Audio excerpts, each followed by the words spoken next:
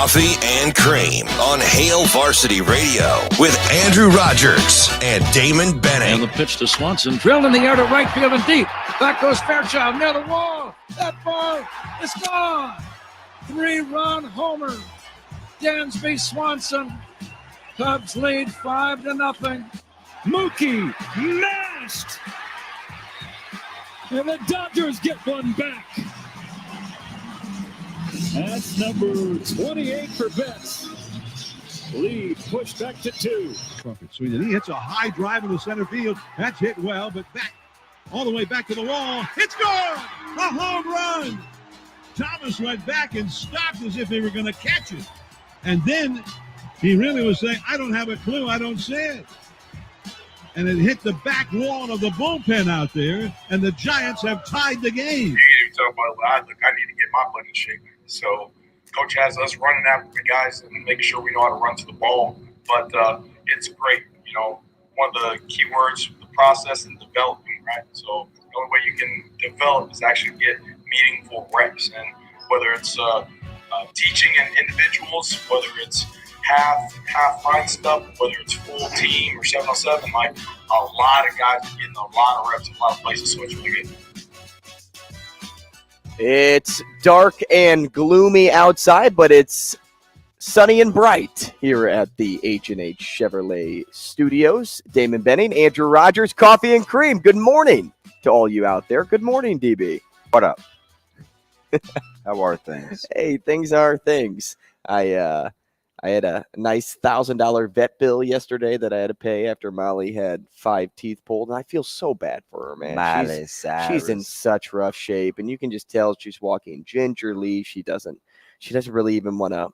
She doesn't want to open her mouth. It's like getting your wisdom teeth out as a person, and well, I don't know how many people get 5 teeth out at one time. What's her real age? 9. She's 9er. Well, and the vet told me yesterday too. She's like, yeah, you'll probably have 1 or 2 more of these by the time, like, how many kicks teeth the does can. a dog have? I don't know, but she apparently has more than most dogs. That's what they told me. She got a few extra. That's like, a condition. I can't remember what it's called. I'm like, mongoloid toothitis or something like that. Toothitis. It's something. I don't know. I'm cool. I wasn't arguing. I laughed at the toothitis. Mega canine salivius or something. Oh, yeah. Salivius. Okay, maybe I'm making up the last words, but there is a condition where you have too many teeth. At least you had some right words in there, like canine, like okay, or like mega, that sounds right. Now you're on the Mega Million train. Nobody won that, no, so you're like, I need to get to the store or gas station. I don't know if you know this, ticket. but I'm a Latin guru. I understand root words. That's terrible in spelling bees. Still traumatized over the second grade. You traumatized over the little bell that they ding over misspelling the word chief, which just about everyone in the continental U.S. over the age of 8 should be able to spell. Hey, not your boy though. How many people should be able to spell massage? Several. I couldn't spell that word. Well, they're just some words. I was in 4th grade. Yeah. Couldn't spell that word. Are you gonna be all right? No, it's still bothering me. Now. I wonder, so my old school, the one thing I remember after missing that word in the spelling bee was my librarian, Mrs. Solo. I've kind of told this story in passing before. She had these ladybug chairs where when it was your birthday, you got to sit on the ladybug chair or where you were a special reader. And obviously they're very, very small, especially in my memory, like as you revisit goofy stuff. I wonder if like me that knows what me knows now, like, I probably would look at her and be like, that's not that cool.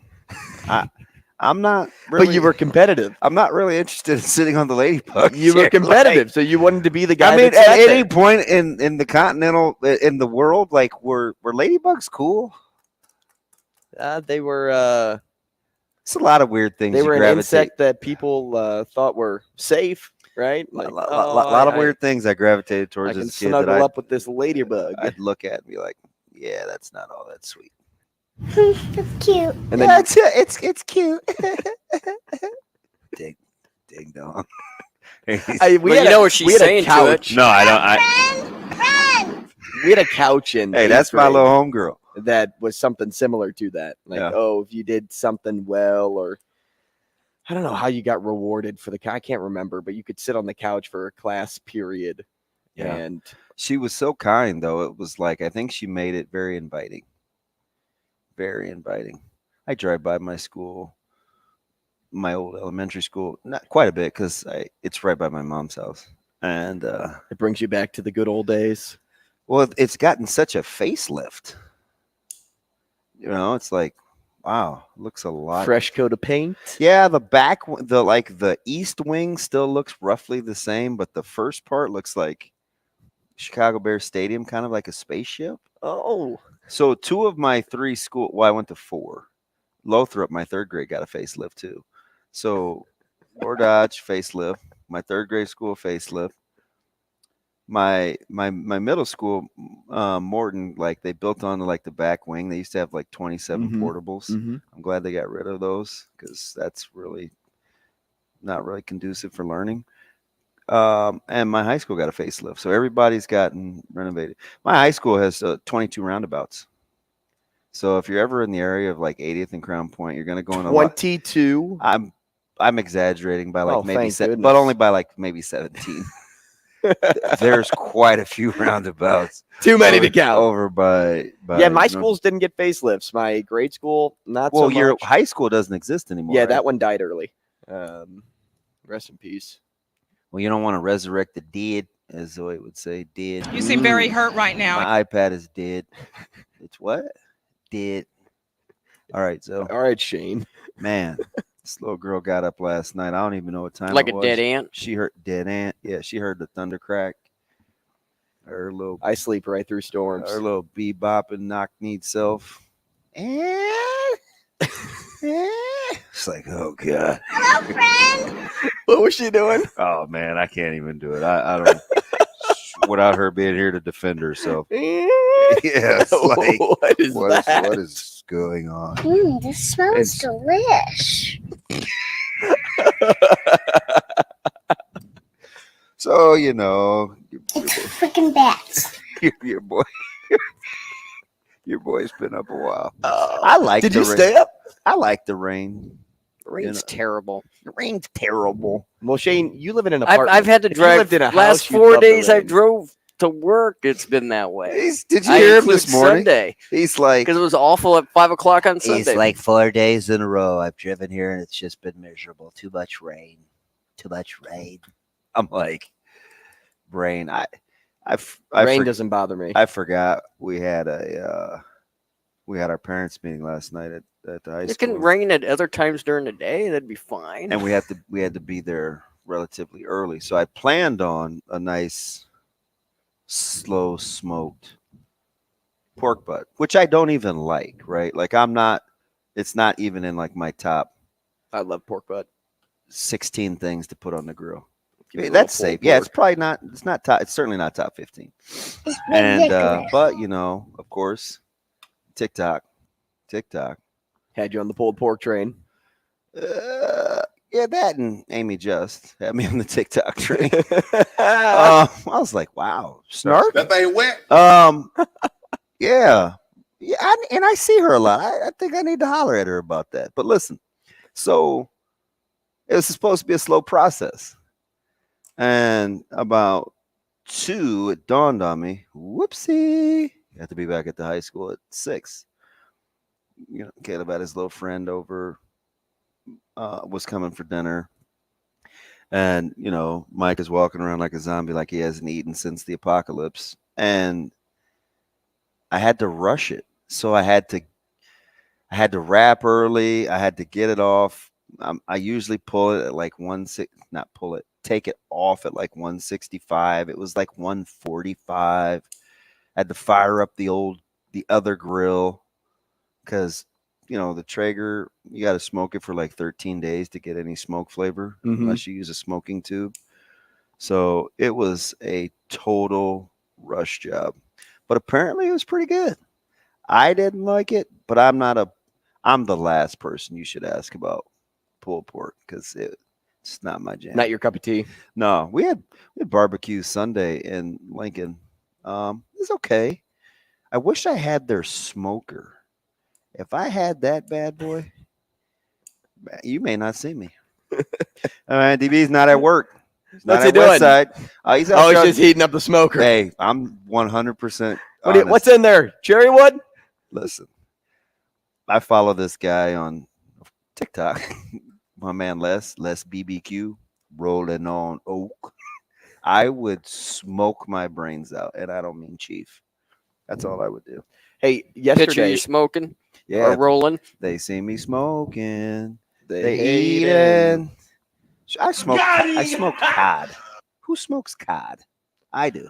Well, For fish people tacos. smoke salmon all the time, so it's any- such any a fish, I could see muscular, dense fish. It was I could eat that out of a bowl, just a big bowl of bowl and smoked cod. dead dog serious.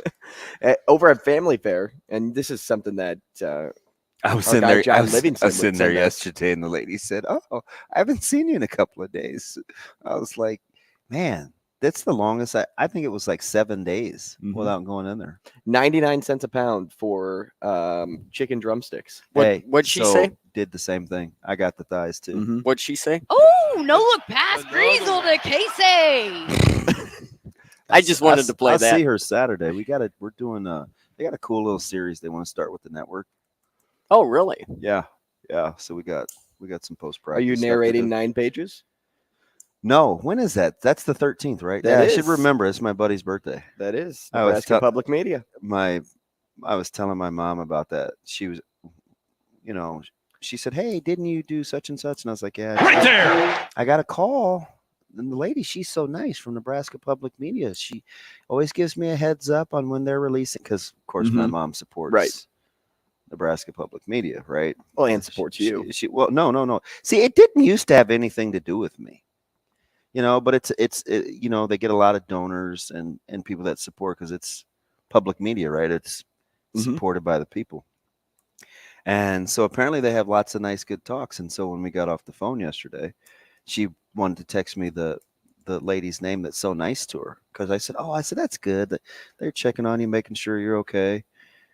And she's like, "Yeah." And like 10 minutes later, she texts me the lady's name. So maybe I'll say hi. When I go there, people, it's off peak hours, right? It's usually at night for Big Red wrap up. But the last couple times I've been there in the daytime. And I went upstairs for the first time in that building in 48 years. He's Gavin, my buddy, or the big wig. Never, like, ever, "Hey, do you wanna ever, take the elevator?" ever. And I was like, "You have one?" How long has that building been standing? Oh, since well before I was in school, because it's right on East Campus, and I lived on East Campus. Okay. And I tried to take Caleb through the campus on Sunday, because he's putting together like city size and college towns. I'm telling you, he's super naive. Like, this dude lives in his own little world. So he's like, "Yeah, I've only seen like 2 parts of Lincoln, when we play at Pius, when we play at East." So he only really knows the high schools. He doesn't know the city. And where the nearest Little King is? So we found Verzal's old establishment, the bar.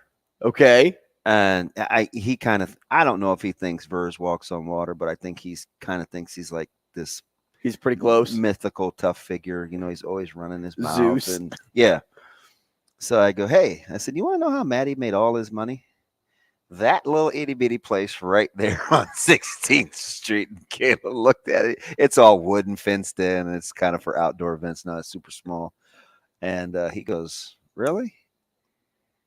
He probably thought about that. He's always thinking of ways to print money. I go, "Yeah, you got him.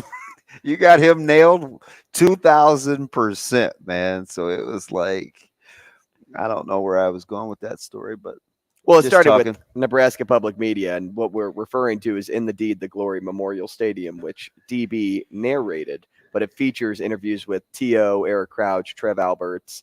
It's the newest local sports documentary that follows the evolution of the stadium. So check that out Sunday, August 13th at 7 p.m. Yeah, I don't know why people like my voice. I hate my voice. I've said that for years, but it's okay.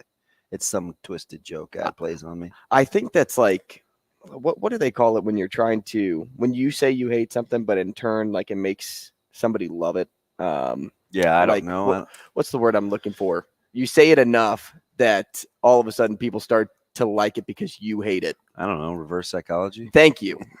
Thank you. Couldn't get there. I don't listen. That was a total guess. Thank too. you. It's not Alex Trebek, R.I.P. Whoever it is. Yeah, what is that is for 1,000. That's what I was going for. Michigan Lance, let's go to him on line 1-888-638-4876 if you'd like to get involved on the show. Lance, good morning. Good morning, guys. Can you guys hear me? Oh, yeah, we got you. Hey, can you hear you? Oh, yeah.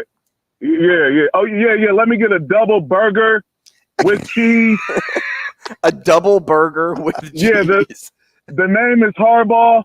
Oh, I'm back, fellas. Oh, I'm back. Here we How go. you doing? Ooh, this smells delicious. When he walked in the arena in Indy, you could just tell it felt different. My man oozes confidence. Like it is, he's unbelievably confident. It's ridiculous. It's weird because it comes across in him kind of like being aloof, but he knows it. He knows exactly what he's doing. I just exactly. I wouldn't want to make him mad. That's all I know. My man is defiant. He's defiant. It's like you want me to. No, not doing it. No. No. Hey, he has Bud-like qualities, doesn't he? Oh yeah. Oh, for sure. You know, like you said, if you want to poke at him, he's ready for it. Yeah. And a lot like Bud too. They can hold grudges forever. Yes. Years. Yes, exactly. That's why I made the comparison. You know, and well, people don't give Harbaugh credit. Remember when he first got hired? Those first couple 2 or 3 years, he was the face of the program. Yeah. And then once he got it to where he wanted it, he took a back seat. Like everybody thought he was arrogant and this and that. No. I just need to be until I get my team the way I want it to be. I need to be out here. So you guys won't look at what's out. You know what I mean? Now he got it. Hey, when he always lets people speak. You know what I mean? He hardly talks in press. You know what I mean? And he doesn't enjoy it. You can tell he's very, very brief. Right, but remember though, he did talk more in those first couple years. Yeah. So you know that's why I appreciate him and give him a lot of credit on. You know, people thought he was crazy. Like, all right, man, and you like him because he's a Michigan man. Leave it alone. Well, that's not the only. Hey, man, he was a Bear also. I mean, there's a lot of things alike. Yeah, you know what I mean? That's unfortunate. He said, "Hey, yes, I was sir. at the Jaguars training camp last week on Saturday. Hey, man, that was DP. People better pay attention to what's going on down here. Hey, Andrew. So full story. 2 weeks ago, we were talking about over-unders. Mm-hmm. Yeah. And he told me Jacksonville's, and I was like, what? I think everybody's on the Jayville hype train. No. Here's why it's not a hype train, DB. It's just like Tom Brady and Belichick when they had their run. Look at the division. See, people aren't paying attention. Like, look at their division. They got the head coach and Doug Peterson. They got the quarterback.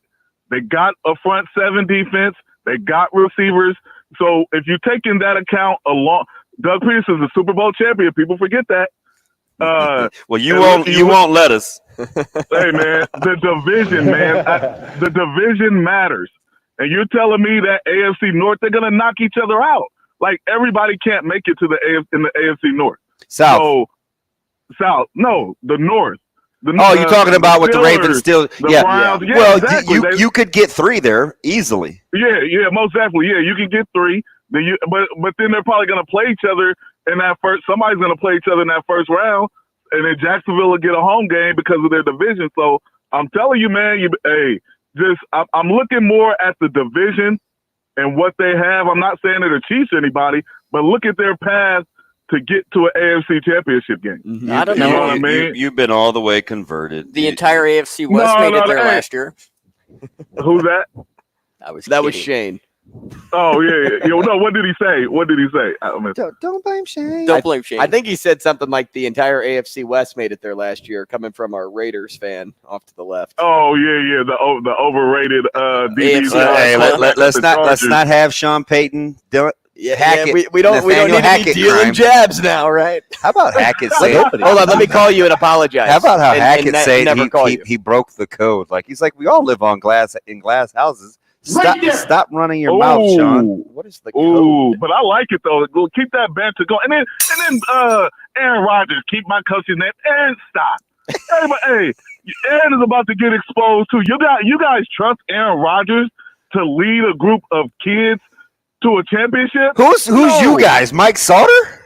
Hey man, or the media, whoever. Like that guy is not a leader. Like he didn't lead that team in Green Bay. That was Charles Woodson and some other guy. Like who's the receiver guy? Of course, the Michigan man.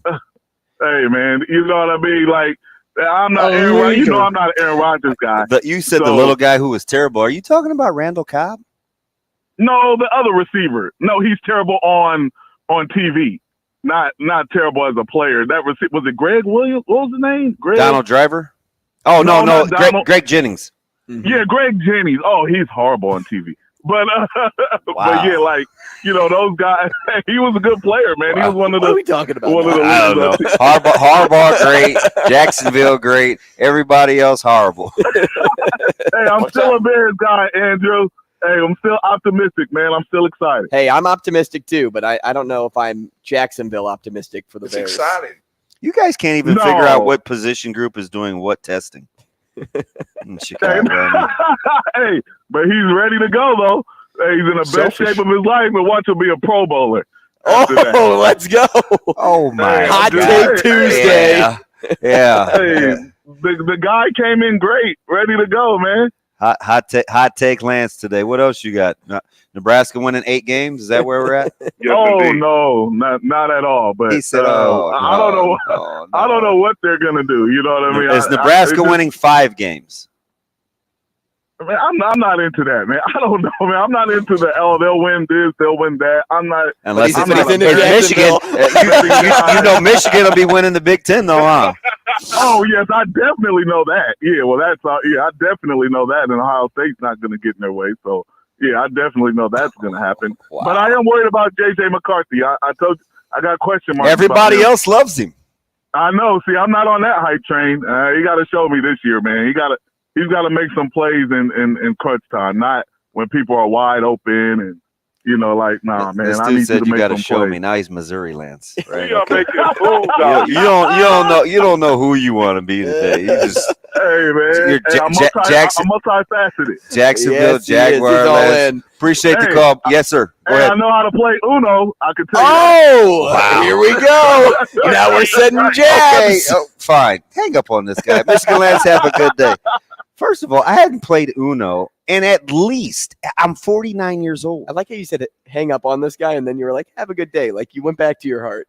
Yeah, I mean, at the end of the day, I want to be a nice guy. Did you just skip 3 right there? Bro, no, he reversed it back to you. Or did you draw 2? Okay. All right, let's cut it out. Okay, I don't spend my – killed everybody. Exactly, Art. They tried to kill me. It's a lot of little ridiculous things on Uno cards, okay?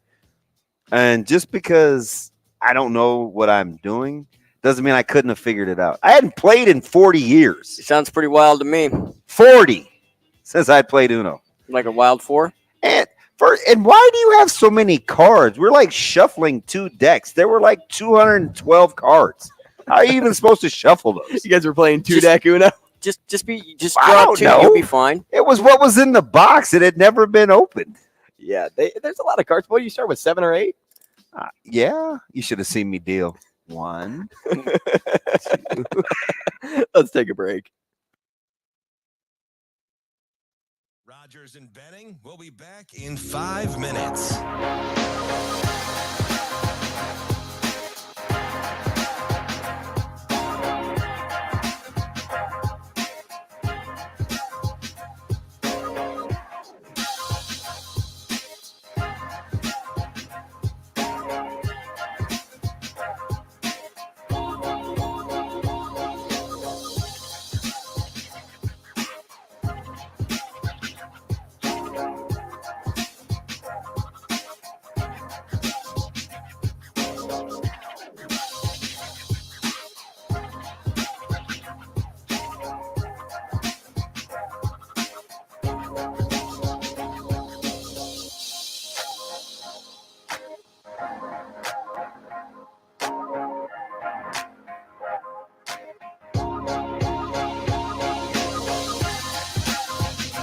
Rogers and Benning will be back in 4 minutes.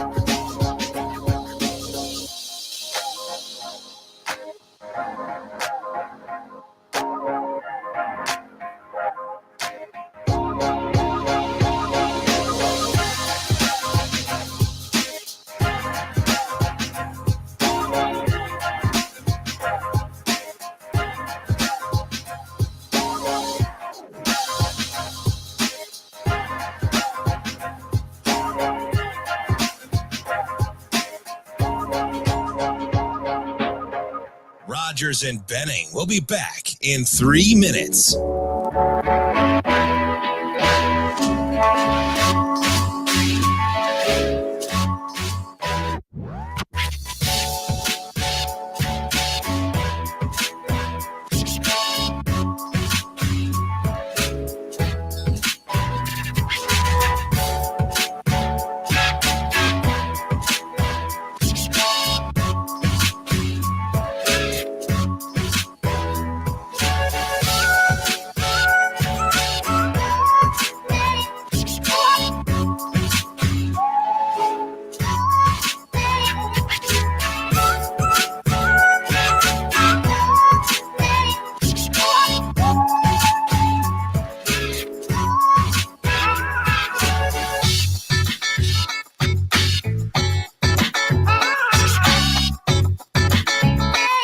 Rogers and Benning will be back in 2 minutes.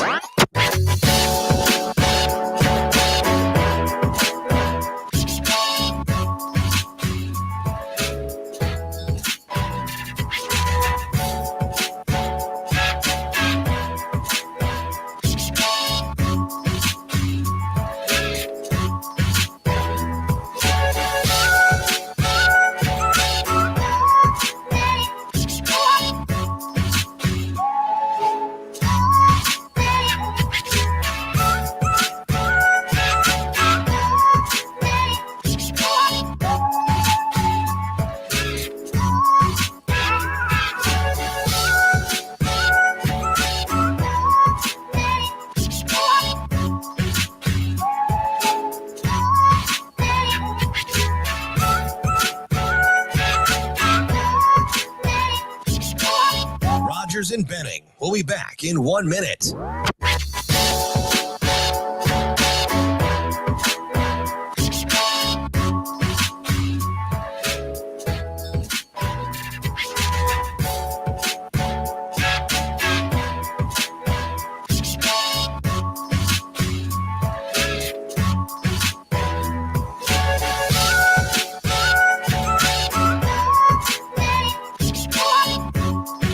Rogers and Benning will be back in 30 seconds.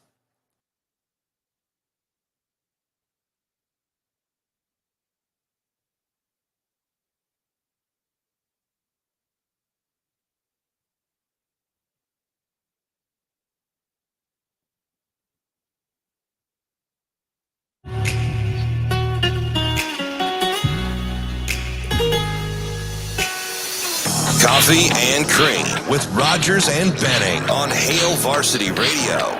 Everything's on my mind. I mean, to how we do meetings, to how we're arranging walkthroughs. Again, when you're getting so many reps, you're dealing with so many guys. So you got to be able to know how to watch the film so everybody can see, because you want everybody in tune. You know what I mean? Our base D&D, am I doing too much? Am I doing too little? How are we trying to simplify things like that? So, again, right now it's more operation. You know, are we doing things the right way? And then as we get deeper into camp and we get more into a rhythm, then we're going to go more specifically. Okay, he's here on third down. He's here on third down. But right now it's just let's operate the right way. Let's get him to know how to run to the ball, play with dominant contact, play with Husker speed, and get him going. That's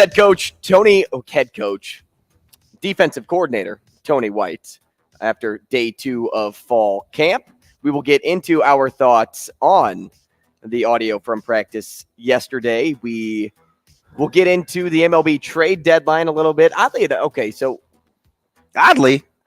how many teams has Rich Hill pitched for? Take a guess. He's, what is he, 46? 45? Something like that. And he just got traded to the Padres. 14.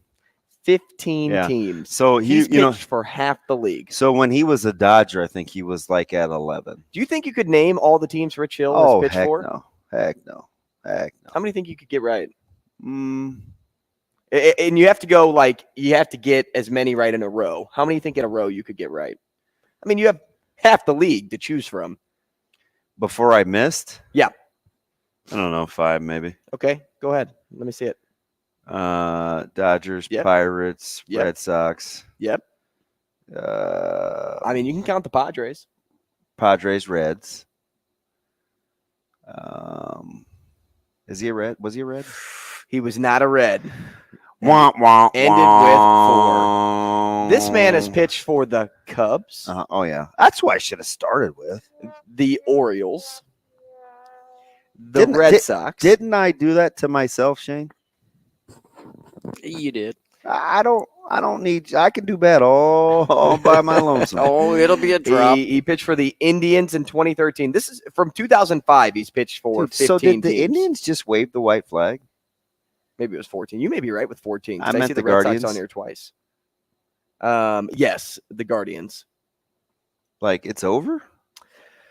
Well, they're definitely a And loser listen, at the trade deadline. don't try to cancel the show because I said Indians in surrender. I think Let's I said Indians. Get too, it but together. It's also because on the Wikipedia page I'm reading, that's what's listed in 2013. Man, that's so. He was on both LA teams. He pitched for the Yankees, the A's, the Twins. I don't know if you know this, but the Yankees lost again. Oh yeah, did they? So did the Cardinals. Dude, 11 out. 11. The New York Yankees. And, with a winning record.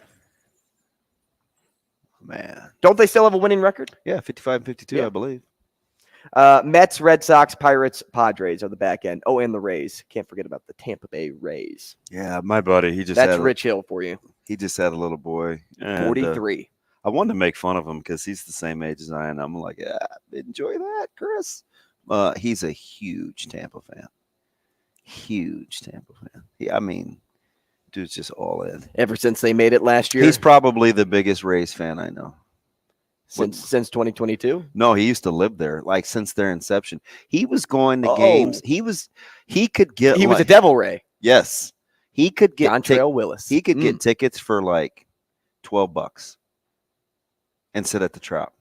And he would be with like 4,000 other people. Dead dog serious. I think I need to poo-poo on the MLB trade deadline more. Why? Because nothing big happened. Well, at least nobody exercised their no trade clause to your team. Oh yeah, yeah. Who was that? Oh yeah. Let me stay on the Tigers. Yeah, you go ahead and stay at Detroit, a Detroitonian. Why am I going to stay on one of the worst teams in baseball? And why were the Dodgers one of the 10 teams on your no trade clause? Yeah, that doesn't make a lot of sense. Maybe I want to know what the other 9 are. Maybe he doesn't like winning. Well, yeah, it's pretty obvious because he went from the Red Sox to now the Tigers. Enjoy your next miserable 8 years. Did he win with the Red Sox? No. I mean, I should just, sporadic. like I said, I should poo-poo on the trade deadline more the day before because action happens that same afternoon.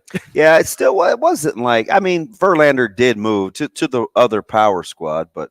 Well, going back home, reuniting after a year. I get it, where he can get back with his spin rate. And, well, are the Mets smart or are they stupid? Well, did you see what they told Scherzer? That they're in a transition period? Yeah. So, maybe they know what they're doing. But when I ask that question, it's more from the stance of, are you smart to pay the $35 million on his contract this year to help the Astros, but you get their number one prospect? Or are you stupid because you're still paying $35 million of this guy's smart. contract? Get it off the books. You were paying it anyway. You might as well get something in return. Drew Gilbert's a stud. Yeah, you were paying He's it a anyway. stud. Then that's awful expensive. I think a return. Because you got to think the going rate for a number one, even if you call him a 1A in JV, those guys are making 30+ mil a year anyway. So that was already that was in your budget. you in turn, so that's okay, right? You in turn get the top prospect. So I don't know. A transition year, though, I was shocked. Well, you kind of have to say that at this point. Listen, you went from a divisional favorite, a title contender, to a transition year. At the deadline. Unbelievable. Mm-hmm. Unbelievable. Talk about a group that can't work something out. So I think when your manager has a knack for being better with younger guys than old, and he usually runs his course, I'm surprised it's flamed out this quickly. Hey, but vote of confidence. We got deep pockets. Well, I don't know if you saw what the Cardinals said yesterday. Well, here's who called their shot on middle infielders going to Toronto. Was it Adam?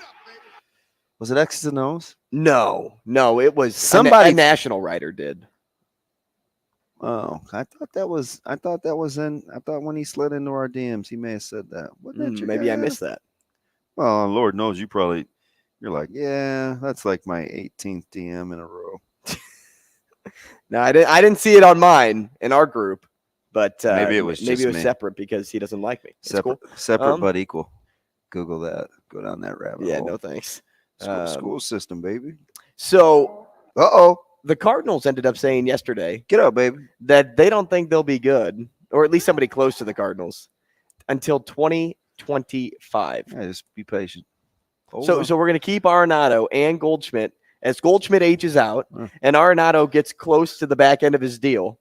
We're just going to only be good for 2 years for them. Hold on for one more day. Yeah, let's see if they can be a contender next year with all of the prospects they acquired. What are folks getting in Flaherty? And what are the Orioles getting? They are getting a pitcher who has lost velo on his fastball. Yeah, so I thought that it's not funny now, but remember in preseason, I was like, hey, are you a little worried? You're like, oh, yeah, kind of. I was like, well, because I didn't think we had an ace. I was like 3 or 4 miles an hour. It's early. The weather will start to warm up. Never came back. Nope. Because remember that outing, I think he gave up like 5 in the first. And I get it. It was just spring training. But I was like, yeah, that's a little concerning. You should be able to get 3 outs. Yeah. And being the so-called number 1. And I think that was like his last outing or second to last outing. Mm-hmm. And he got destroyed. He got Kim Shell peppered. Yeah. Well, the Baltimore didn't want to give up any of their 8 prospects in the top 100. So that was a bummer. I saw him Wednesday and Thursday, Shane. Guess what he had on? Mr. Tiemann. A shirt and tie, baby. Low-key. Always. Low-key, the Marlins getting Jake Berger and Josh Bell, adding some bats to that lineup. Yeah, well, where was their bullpen last night in the 8th and 9th when they're coughing up a 1-1 lead late in that game to lose 3-1 to your Philadelphia Phillies? They aren't mine. Well, you better adopt somebody over there. I'm just playing. What, it's like Alcantara? Yeah, well, he pitched well. Mm-hmm. He's been better. He's been better as of late. Seems to have maybe found it. Well, Verlander, too. I looked at his last 7 starts, 1.49 ERA. Yeah, you eating that 92 mil if he gets 240 innings? I hope not. But we'll see. We'll see what they what ends up shaking up. There were a ton of other deals, smaller deals. DeYoung, as you had mentioned, went to the Blue Jays. Pham is a D-back. Lorenzen's a Philly. Wow, say that slow. Pham is a D-back? Yeah, so Pham. He's a D-back. Go slow. Enunciate. Onomatopoeia. Hedges is a Ranger? Pardon? No idea what you just Hedges said. is a Ranger. And as DB got to watch yesterday, Eduardo Rodriguez. Yeah. What the heck? Access denied. Yeah, going to a contender? Just not for me. Whatevs. I'm a small market guy. Don't knock the hustle. You want to get into some practice takeaways when we come back? Yeah, because my man T. Knighton took the podium. Yes, he did. You're going to share what? The gentle giant. What did we say? You were going to hang out with him? What was the prompt yesterday? You said you'd hang out with him. No, Ravi and Sam did. And then you're like, I could vibe with that. I would vibe with T. Knighton. All right, let's talk about practice next. Rogers and Benning will be back in 4 minutes.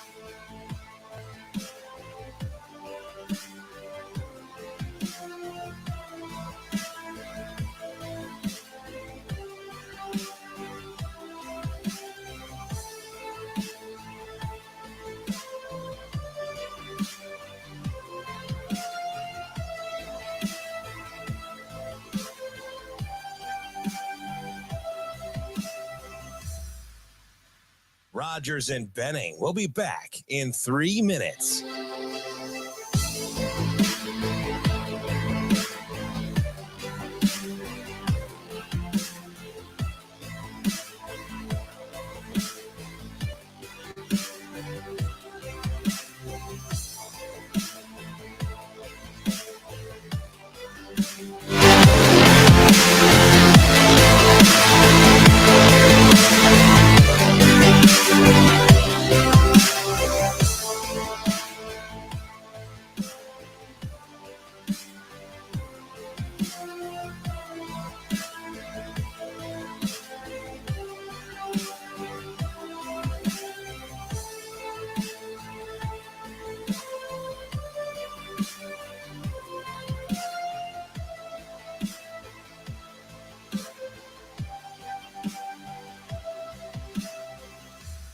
Rogers and Benning will be back in 2 minutes.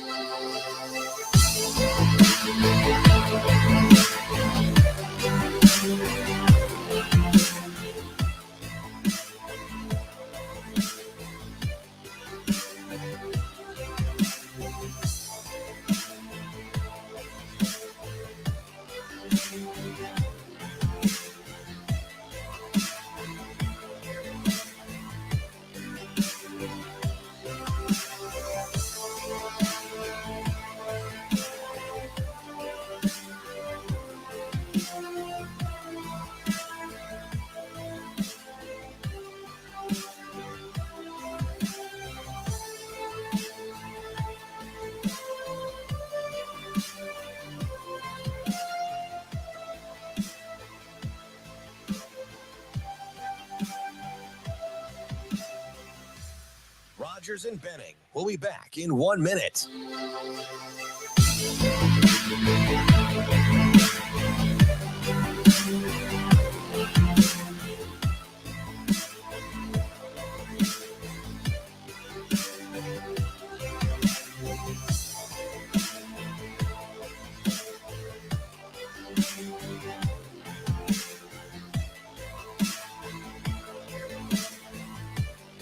Rogers and Benning will be back in 30 seconds.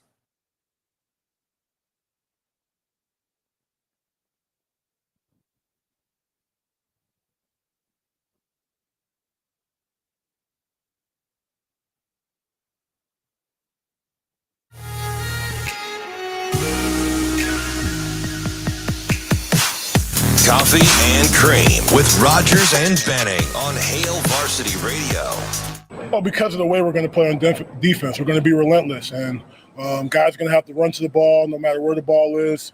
We're going to attack in waves. We're going to play a lot of guys, so everyone has to be in shape and playing 100 miles an hour. So we have to train that way. You have to practice that way, and practice is everything. You know what I mean? So everything, the way we're going to do things in the game is the way we're going to do it in practice. So those guys are getting themselves ready. Okay, quickly before we get into practice talk to wrap up the baseball talk, the Omaha Storm Chasers fell to the Bats 3-2 last night, but a long series there on the road. They'll be back home to take on the Iowa Cubs next week from the 8th through the 13th. So give the Omaha Storm Chasers a shout. Go attend a game. They are fantastic. You heard from Coach Knighton there, one of your favorites on this defensive coaching staff. Correct. And I think there's a lot of respect for him, too, just based on what we heard from Ty Robinson on Monday, what we heard from Blaze yesterday, and what we heard from Roquan yesterday. Yeah. I mean, there's just a lot of respect for that man up front. I think, and the funny thing is, and I think I said this yesterday. All my troubles. I said, I'm not typically one of those guys that like fawns over like pictures and workouts. And, but body types do matter, right? And I joked about Snodgrass and all his muscles. Look, did you see the guys? Just humor yourselves, folks. Take a look at some before and afters of guys taking the podium this year to last year. Ty Robinson looked like he was. Ty Robinson looked like he best was shape of his life, no question. Look at Blaze Gunnarson's body. Ruquan Buckley isn't there yet, but he's significantly better than he was. Ruru likes Ruquan. So Buckley was interesting. So 2 years ago, I had this conversation with my main man, Jay Foreman. We were shooting the breeze, talking about young guys, because Jay's been on this kick for about 2 or 3 years now. How he just was floored that that the staff couldn't find ways to use guys for 5, 10, 12 plays a game, right? How they weren't taking advantage of the full roster. So he and I got into this discussion on some potential guys. And at this time, this was a young Buckley. Mm-hmm. And I felt like, I'm like, man, he shows some flashes. Jay was like, yeah, you got to find a way to play him in a system where he can just go. Like and he kind of described his personality traits. And then last year when camps first started, and we were up sitting in the stadium, and he's like, man, he's too big. He's too big. He's got to come down in some weight, right? Because what I said was good about him last year, he can't really do this year because of his size. And then sometimes bigger isn't better. And for Nebraska, none of it was any good. I'll be curious to see how it affects Gabe Ervin because he's significantly more muscular than he was last year. And full disclosure, I'm a little hesitant because I've been through that, right? Where you feel like you have to look a certain way to take the pounding. And, I went from 217 to like 208 and I felt light years better, but I felt like getting nicked up. I want to be a little bigger, and bigger wasn't good for me, but we'll see in the running back room. But I say all whatever to say, the guys, I can't get over how sleek and fit they are, right? The first thing it's probably like the third thing that I remember Coach Rhule saying to Caleb. He was talking about a particular player, and he wanted to remind him how important it is to be in elite level shape. And he was going through these analogies. That's between them two. But and I remember driving back, and I said, I'm not. I said, I don't just like Rhule because he thinks like me, but I like Coach Rhule because he thinks like me, right? And he says, well, what do you mean? And I said, how many times over the last 10, 12 years do you hear me talk about being in elite level shape? Like when there's just something that happens to you psychologically when you're fit. It just does. Oh. And I tell our guys, didn't matter what school I was at, you got to train in such a way where time doesn't matter. And I remember feeling overly confident because I was in fit. You were fit, great right? shape. So like, and Coach Knighton's not blowing smoke either, because whether you have to go back to the side, you call in a new group, sprint your ass in. Don't come in here picking daisies, lollygagging. Back to the sidelines, do it again. Second group up, first group up, third group, whatever group, wherever the ball is, incomplete, sprint to the ball. Don't like that rep. Do it again. You can either do it right the first time or two, or you earn the right to get in excellent shape. So it's not, and they're winning either. They're like the players, they're getting the players where they want to regardless, right? You can do it on the first time and do it right. That's a win for the coaches. Or it can take you a couple of times and you getting a little bit better fitness. Coaches are still winning. So I suggest doing it right the first time, but either way, he's not. I'm totally validating him here. He's not just saying that to be saying it. That is exactly what they do. Mm-hmm. If it is not at a certain, how many times did you hear the word standard yesterday? Oh, plenty of times. I heard that a lot on Monday too. The standard, the standard I is 1% better every day more than anything. They all yesterday. talk. They all talk the same. But see, that's what Coach Rhule instills in you. One of the guys, he's supposed to keep time, didn't like the effort given, and they were within a play or two of the stations. So kind of told, hey, let's start over. Let's make sure that we maximize during this time period, reset the clock. Mm-hmm. I'm just like, at some point, it's still early, but at some point you'll just do it because it feels like that's what you're supposed to do. Feels right. And you won't do it because it doesn't feel right. Is a lot of that what they were referring to, like when Buckley was referring to the mobility cards? Oh, yeah. Yeah. Like, so we spent some time over the last couple of weeks. I won't say weeks, week for those calendar counting on when you can talk to people and when you can't. Their sports science is huge. Recovery, movement, taking preventative measures with soft tissue stuff. Like it is, remember like as I'm kind of stuttering, January when I said, he just told me he doesn't like to leave anything to chance. Anything means anything. Like doesn't like to leave anything to chance. He's just constantly trying to stay on the cutting edge of science. Right. And it's not just the physical or the practical applications. Sometimes it's neuro. It's just, it's definitely a job. Well, and you mentioned how everything trickles down to the players, not leaving something to chance. It's crazy when you hear these players talk about, and we've been talking about Ruquan a lot, so I'll keep him as the example here.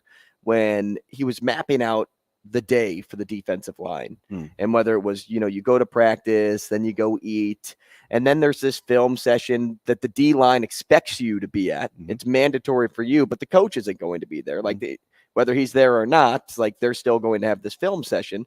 Then you go back and you practice again, you eat, and that basically ends your day. But that film session is where I really kind of like wanted to lock in on, because it's something that is on the itinerary that it's kind of met with an asterisk, like, oh, you can do this or you don't have to do this, but they make it a point to keep themselves accountable and say, no, we have to do this, because they themselves also don't want to leave something to chance. When they're watching Michigan, Minnesota, whatever the tape is, it's Minnesota for week 1 for the example, when they're watching this tape, they're making sure they know every single step of that line, the plays, where they like to move, where the holes open up. They're making sure that they can nitpick, micromanage every little thing on that film, so that when week 1 rolls around on the 31st, there's nothing left for chance. And it's just amazing how everything started from the top early, and it was just words, because that's what it's met with right now. A lot of the fans, I see a lot of fans on different pages saying like, well, they can talk the talk and they walk the walk. Right now they're walking the walk, and they're proving it by the way the players are talking about it and going about their days. The attention to detail is not just it's not overstated, right? It's not exaggerating. There are a couple of drills that we do a variation of one. We need to do it. I obviously took a couple things from them because they have everybody involved. They got the 2 defensive guys and the guy that has the ball. Like they're using their top guys, right? So I'm like, oh shoot, a 3-for-1 here, and it's a quick drill. And I remember guys are going. Generally speaking, the drill was it's a leverage tackling drill, okay? And it's little things. And so it's going so fast, you may miss what real leverage is, right? Because if you're on the sidelines and you're coming from the middle of the field and a defender's trying to split you, what leverage means, getting the top shoulder, all these little terms. Coach Rhule like hopped over. He came from like way far away, and he's jogging over, and he wants to see the drill because they got started right before the horn blew on the transition drill because they wanted to be ready to go at the horn. And it was just a little subtle thing, inside arm versus outside arm, and he said, he's like, he said the player's name, and he's like, hey. Eyes, right? Eyes. Don't give me this little short arm stuff. Eyes. The player gave him a thumbs up and an air dap and got back in line. I'm just like, you start getting people to do that when you correct it. Listen, a thumbs up and an air dap, like a little fist bump, and kept it pushing. And I'm small words. No words, really. Eyes. How about guys running past coaches just to give them high fives for no reason? Mm-hmm. That's the culture, man. Brian Christopherson up next. Rogers and Benning will be back in 4 minutes.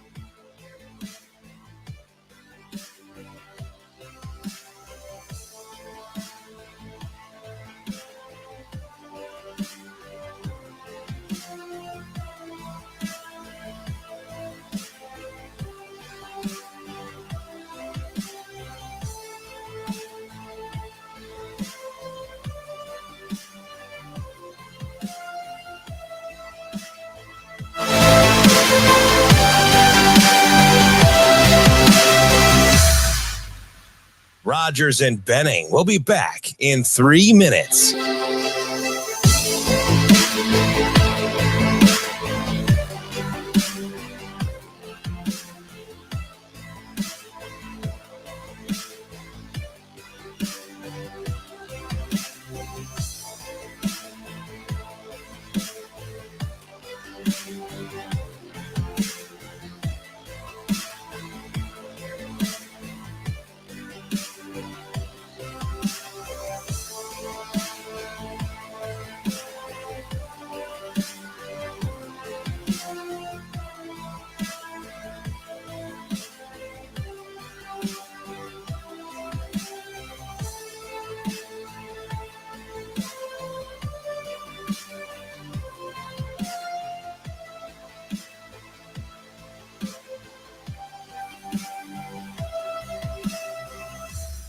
Rogers and Benning will be back in 2 minutes.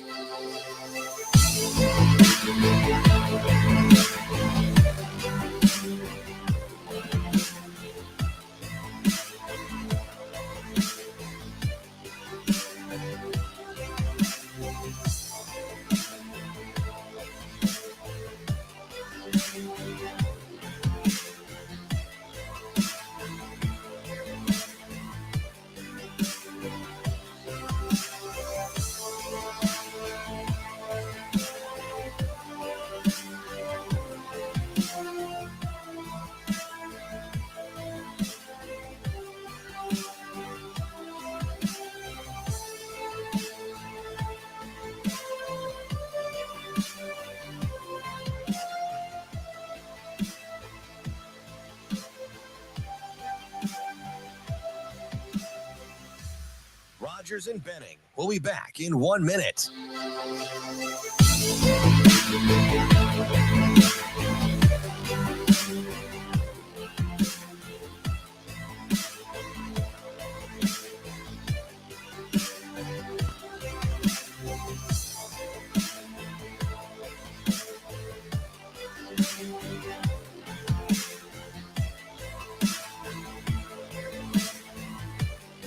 Rogers and Benning will be back in 30 seconds.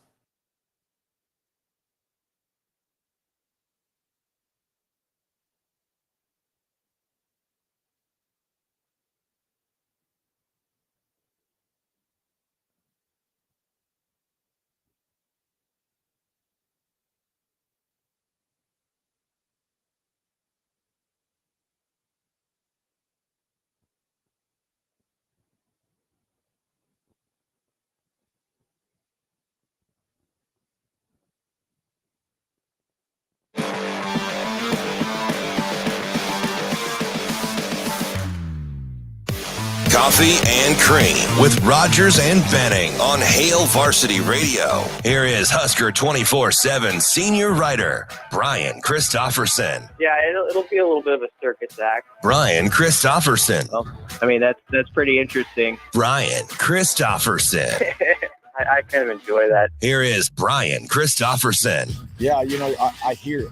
I hear it on the sideline when I'm speaking to some or I'm watching the play, and I can hear it in the background. Hey, watch this ball. Hey, this play. Hey, you're supposed to be over there. They're lining themselves up, and you need that with the way we're practicing, and because you don't have all the coaches in one area, you have all the coaches spread out, right? Coaches trusting everybody. We're all trusting everybody to do their job. So it's a reinforcement from the players, and the first people you hear, Luke, Bullock, Reimer in the back end yelling at guy Blaze back there coaching the guys as well, and that's total team buy-in right there, which is going to help in the long run. That's the player accountability we were just shedding some light on in the back end of the 7 o'clock hour. Coffee and Cream, Damon Benning, Andrew Rogers on ESPN Radio here in Omaha, live on Twitter, live on YouTube, the Hurrdat Sports YouTube page. It is really coming down outside. It's going rain. It is coming down hard. I saw some lightning strikes during the break, and now all of a sudden it seems like a monsoon. I'm monsoon season. Supposed to be at this retreat at 1. Hopefully it's indoors. Hopefully you're not playing out in Ashland. You okay? I will beat your butt at Uno. All right, I'm gonna go one-on-one. Let's go study up. I think Uno's the one card game I'd actually have you in. I need a glossary. Like like a little just map, the directions? like a key. Yeah, this card means this. Well, we'll open up the box and I'll give you the little white pamphlet in there that has Chinese, French, such a hater, Spanish. Sorry, all of it on there. All right, I'm telling you, man. 1v1. I'll learn. I'll learn. Well, I know, because if I make you get competitive about something, I probably will lose. Yeah, I was getting drubbed. And I got up to talk to one of the other coaches. And, it was actually when I got back up to talk to Coach McGuire. And so another one of the coaches played my hand. And even when I sat down, Caleb beat him, and he goes, man, you might be the most unlucky person I know. I thought it was just you. It probably is, but you jinxed your own cards. I was just like, I was going for 5 minutes just because you lost sitting in my seat. Didn't have anything to do with me. Oh, man. All good things. Why? And why? I'm going to figure. You watch. I don't have any free time, but when I do again, I'll stop by tonight late. I'm gonna figure out Uno. Yeah, I have Uno Party waiting to play. Dude, I don't know if that's junkie? the same as Uno, but I have Uno Party. Are you a junkie? No, I have like 3 sets of board games at my house, and one of them's Uno Party. I think I got it as a White Elephant gift or a Christmas gift, something like that. Dude, we played a Family Feud game. Mm-hmm. Oh, that game's fun. Dude, it was unreal. That game is really fun. I mean, and it was competitive, and I didn't like it because I didn't get to play. They picked. Were you Steve Harvey? So they put Guess who was Steve Harvey? Micah. No, we played it in Sunday in Lincoln. Oh, I'm sorry. Matt Rhule. Nope. One other guess. Young or old? Not telling. All right, then I'm going to guess Caleb. Terrence Knighton. I thought you'd get that right away, given his. That is. He didn't start out as the Steve Harvey, but Coach Rhule was so flustered that the game wasn't going the way. Coach Rhule was Steve Harvey. No, somebody else was Steve Harvey. They weren't doing it right, and he kept saying, "What? Like, do you not watch Family Feud? What?" You could hear him in the back, right? Because defensive parents were on one side, offensive parents were on the other, and there were barely any defensive parents. It depends on what Family Feud version. That's how they separated it. Hopefully and not the one from the 70s. Coach Rhule kissing everybody. He went over to T Knight and he goes, "Get your guy, go do the job. Like he's out of here." And I just was like, even in a game that he's not playing, if it's not going the way that he wants it to, you're out. Yep. So T Knighton took over. But it was the actual game. Like you could hear the dings. Like I want to download the app. They were running it from like a computer. Oh, it was hilarious. I just want to be at all of those meetings just for the games. I don't want to go to the practices. I don't need that. You can go to all those things. Just let me go to the game portion. Do we really not have BC No, yet? BC's here. I would have guessed BC. Are you producing? Say BC. Listen, I got to take these off for a second. I saw the thumb up. I gave him the thumbs up like 5 minutes ago. Brian's here. I saw the thumb, but we were talking about Family Feud. Oh, hey, BC. Hey, I was the whole thing. I was just hearing the feud talk, so it's all right. So, did he not be the bird? I don't know. Did you hear that whole thing about Family Feud and all that jazz? Yeah, it's a show that's well watched in this house. I get mad at Family Feud though because there's always one of the five answers on the board is completely ridiculous. Like no one's gonna right. People are sending me Uno images. Yeah. BC, because there's only 8 different cards. Shut up, Drew Down. I don't need the details. BC, let me ask you 2 quick questions. Number 1, are you good at Uno? No. Haven't played that. I haven't played it in like 10 years at least. Could you pick it up today and be okay at it? After like one game or so, you're best to keep me to like the really simple stuff like trouble or shoots. Man after my own heart. Trouble and shoots and ladders. So, BC, there's like parents and they separated them from the recruits. So we're playing like real Family Feud. Like it looks like the game board on the TV monitors right there on the 3rd floor. And here's the question. We asked the top 100 people to name 6 former Nebraska head coaches. There were 6 answers. Who were they? There were 6 coaches that were named? Yep. Solich, Osborne, Callahan, Pelini, Riley, Rhule. Yes to Rhule. Yes to Osborne. Yes to Pelini. Who are the other 3? Solich wasn't. You said Solich was. He was 4. What was the question? Name 6 previous Nebraska football. I would have thought it was just the last. You got it. Probably Scott Frost, right? Did you say Frost? Dude, when he wasn't on there and he got buzzed, like, and the crowd was like, what? And Coach Rhule got up and acted like he was getting on the elevator. At least he wasn't sliding down a handrail. Like that's the kind of environment, BC, that they have going. It is something else over there. Was Jumbo Steam on the board? Nope. The 6th was Devaney? Bill Glassford? Bill Callahan. So was the last. Yeah. He was 6. He was 6. Could you believe that's not what I would have done, but I mean, fudge. Take Sounds like a fun game. Dude, it was awesome.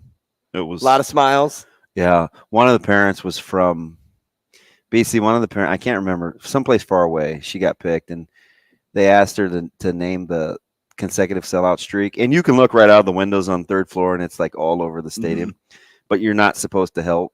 And she said something in the thousands, and everybody laughed. And I was like, this poor lady has no idea. Like, she's just like, this is totally new to her. Like, I don't know. But anyway, BC, sorry to waste your time, Brian.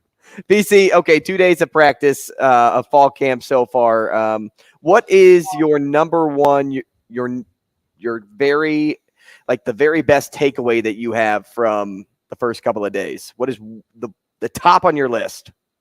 Well, I don't know. It's a real brilliant takeaway, but I mean, just the fact that they split squad the boys over there was interesting to me, because back in Indianapolis at media days, you heard Rhule talking about, he had this line about, we want to evaluate so thoroughly this fall camp that when we have our kind of who our main guys are for week 1, ideally those are your main guys in week 4 and 5. So you're not going back again and being like, oh, we messed up here, we messed up there.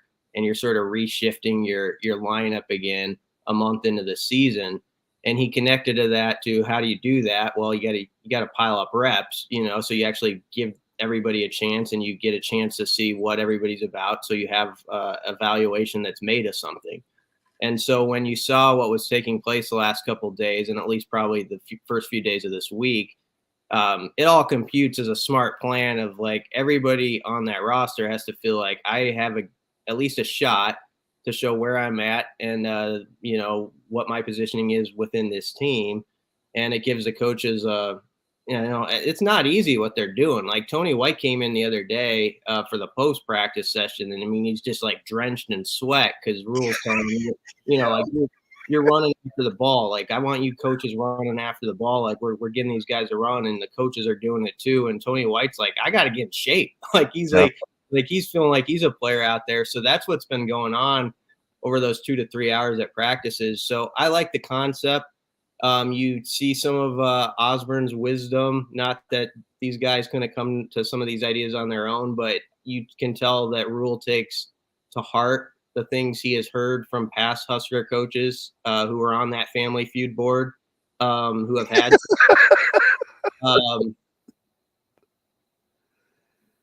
and the thing, Coach Osborne talks about is you got to give these guys reps. You got to have multiple stations going and all this and that, and you're seeing that at play already. Yeah, it's funny. We on a little side note, I was talking to Brant, his son, just kind of the two of us over there one day, and he mid-sentence he breaks cadence and he's like, look at my dad over there running. He's playing offensive line. He's gonna be sore tomorrow. Like it's just like, but you're right though. It's funny because I heard a couple of words over the last couple of days and they actually matter. We've heard standard a lot and elite. And the players are saying it, the coaches are saying it, and it's strange, BC, because Gunnarsson said yesterday, it starts at the top. The coaches hold the other coaches accountable. Then those coaches hold us accountable. Then we can hold each other accountable. And I thought it was interesting that a player noticed a coach holding other coaches accountable. Am I reading too much into that, or was that like an interesting tidbit? No, it is. Do players typically notice that? I wouldn't say a lot. There's been a few guys who have maybe brought it up with this particular staff, but it just speaks to that how obvious it is with Rhule. What's going on here, and how much the coaches have a responsibility, the assistant coaches that is, to answer to their head coach too, and the players see that. And I think there's that's a good deal when everybody's on edge a little bit. They feel a little bit uncomfortable because when it gets to those games and you're in a tight spot and everybody's going crazy in the stadium and it's that 3rd and 6 or whatever type of moment, you've got to have sort of this background of having been through some stress, like having someone in your ear that wants you to do this or that, and how you respond to that. And I think they get a good lesson in that throughout their practices by the way that Rhule holds them accountable. And I know the coaches, they always talk about how much they appreciate that. And that's one thing I talked to Rhule about his young coaches the other day, Dvoracek and McGuire, because they were on our under 30. That was that's a good man. You guys, well done, BC. He said, Rhule said, the important thing as a young coach is you got to be able to be corrected. Like, I mean, that's the biggest deal. Like, if you got to be obviously able to connect and build relationships with your players, but then you've got to be able to take correction and then offer it, to your players. And he said, when I was a young coach, I got that from Tom Coughlin. You're sitting there and you're. That was one name he mentioned. He's going to hold you to the fire about why did you do this? What was the reason for it? And you got to come up with answers. And so within his staff, he's always looking at the guys in his building. And they had to make a coaching change last week, but it feels like Matt Rhule has like a 3 deep of coaches. Like on his desk, like I would guess of like, this guy's ready if we need to throw him in here, because I've seen how he responds to certain situations. He is a guy who can take correction and then move forward with it and process it well and then do it right the next time. And so it was just interesting because I'm glad that 24/7 Sports had 2 of the Nebraska guys on that list, because I don't think there's anybody in college football that is putting more faith or has more confidence in his young guys than Matt Rhule. And the thing is, I don't think he really views them as young guys. He just views them as guys who are ready. He's seen that they can handle it, so let's go. I'm having a hard time discerning whether he enjoys more pouring into the players or his staff. They're kind of interchangeable, right? I mean, you see that, right? Yeah, there's well, I mean, I think there's great pride in, watching, like, Garrett McGuire is an obvious example, but Rob Dvorak's got a great story. I mean, Rhule said he was a guy who, when he was a player, he thought like he could, if he had stayed healthy, be like a NFL type player, and then he suffered a. It's like it wasn't sepsis. He got an infection from a surgery. Yeah, he had an infection that lasted for several months, and the way Rhule explained it, he was like, with his Rob Dvorak's mom, like crying and like they're praying, like, I hope he makes it. Yeah. It was one of those where you're a little bit worried about that sort of thing, and Rob comes out of it and gets into shape where he maybe could have played again. I got the sense. I'd have to talk more to Dvorak about this. But Rhule saw, this guy knows the game where he could be a coach, man. Like, let's get it going. And I mean, so he's like a young guy who's in college, who's already getting a start in coaching. But then Rhule brings him to Baylor as like a quality control guy. But then he tells him to go to Lehigh for a couple years, be a position coach somewhere else, get that under your belt. And so people got to keep that in mind. There might be some guys who are on this staff who you'll see like in a year or two, they go somewhere else. And you're like, why did that happen? Why is that guy like at Northern Iowa now? Yep. And they're still in the tree is what I would tell you. Like they're still part of the community and could come back later, because I think there's a rhyme and reason to all that stuff. And once you're sort of around what he has going, if he believes in you, you're part of the family, and you might be back in the family at some point. So I think people should keep that in mind as they think about this staff. And I mean, even when they made the tight ends hire with Josh Martin, he brought up in the interview the other day, Christian Ellsworth, who's a young guy on this staff. He's in his early 20s, and you could tell like he was giving him a thought, about like where he can go with this job. So there's a bunch of guys like that sort of waiting in the wings, and that's the way he wants it.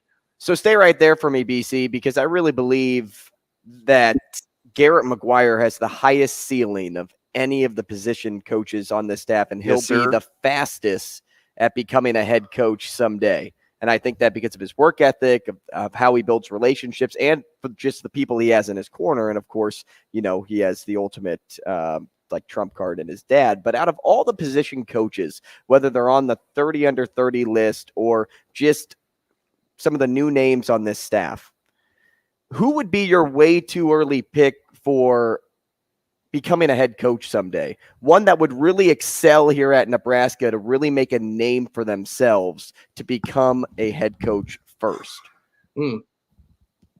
McGuire's an obvious one. It's cheating because I just did the assignment, but Rob Dvorak is that'd be my pick. Rhule said that, like in the story I wrote about. I mean, he's just like he explained how he was sitting next to his wife Julie watching a spring press conference that Dvorak was doing, which is interesting in itself. The head coach does, I think, look in on those and see how guys respond and all that stuff. And he said he turned to his wife and said he's going to be a head coach. I mean, he's just got like it. He has it, just the way he responds to stuff and the way people respond to him. He's got that mentality where, yes, he can get after someone when he has to in a big way, but he's also got sort of a calming presence about him that people, I think, just kind of respect and rally toward. And if you want a shining example of what Rob Dvorak got done in a very small amount of time, look at MJ Sherman. MJ Sherman was very candid when he first got here that it was tough. You're at Georgia, you're on top of the mountain at Georgia, whether you're a first teamer or not, you're still around like championship football. And it's like the big leagues of college football right now. And he was definitely part of that culture. And it's like, okay, I'm going to go start over. It's way different here. They're building. That's a difficult thing for a player to do.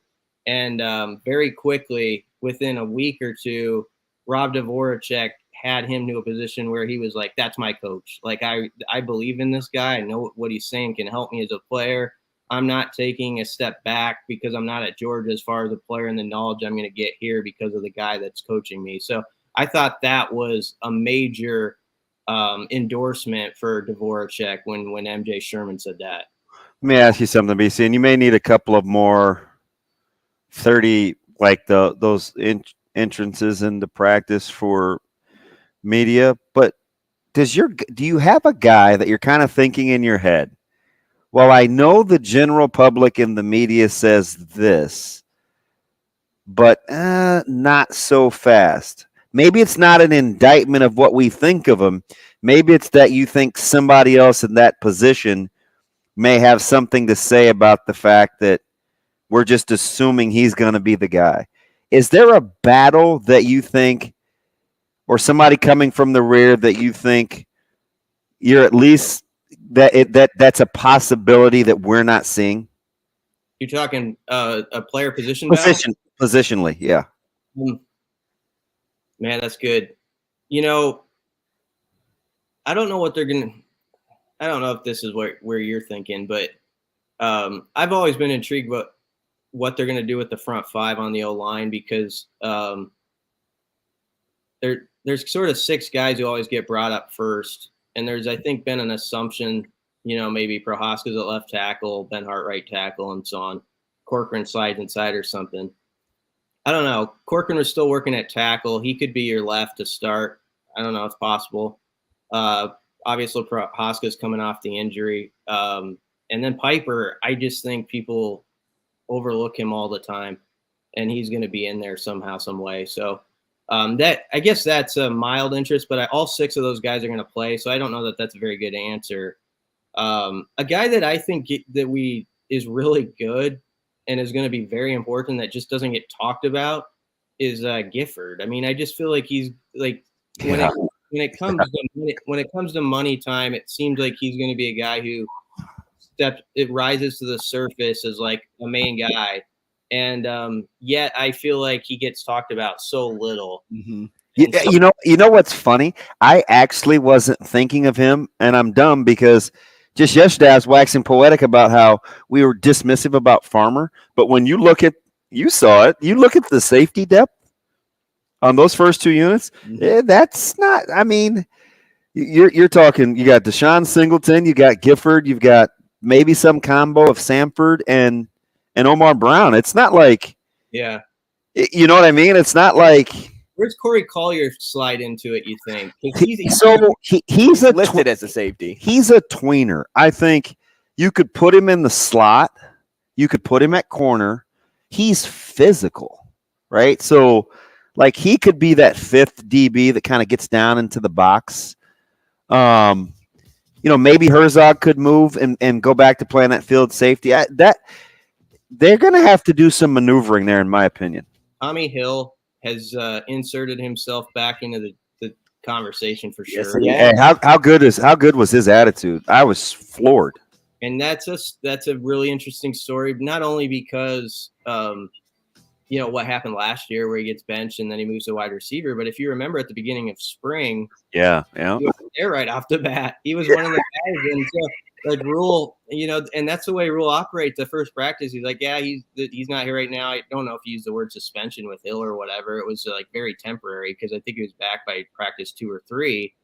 But he brought up his name to us, and it was written in every story. And I think everybody's like, well, that's sort of the end of the Tommy Hill thing, like he got benched last year, and where is he now? And then by the end of the spring, you're realizing like, oh, he's very much here, and this staff gives opportunities for guys to mature, show up and say, hey, I want to be a part of this. I'm going to do this the right way.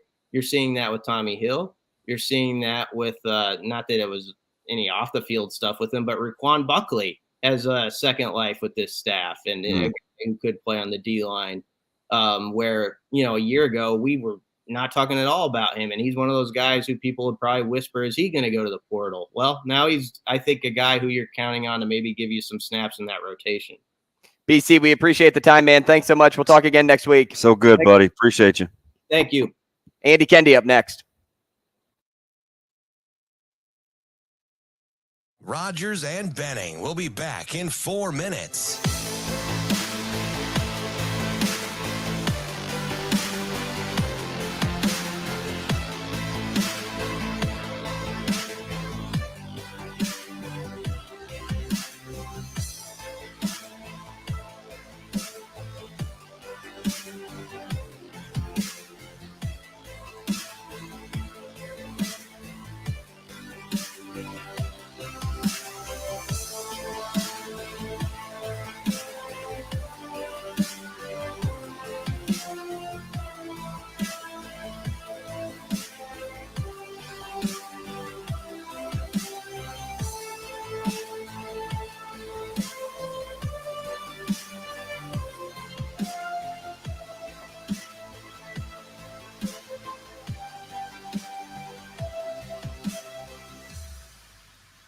Rogers and Benning will be back in 3 minutes.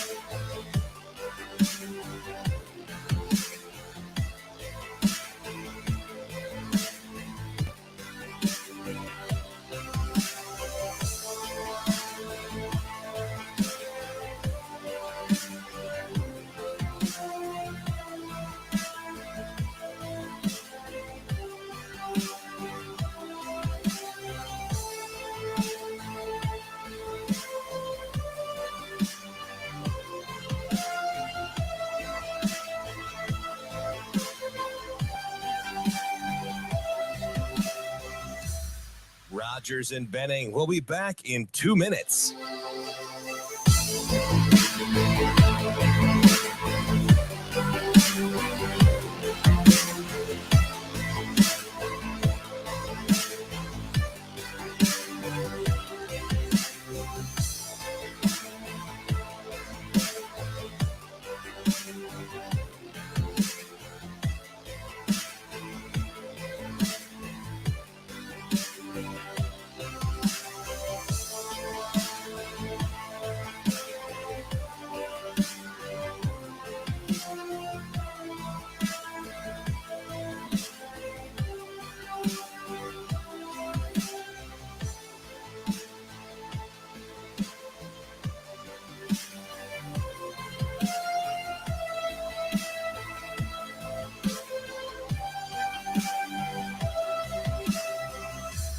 Rogers and Benning will be back in 1 minute.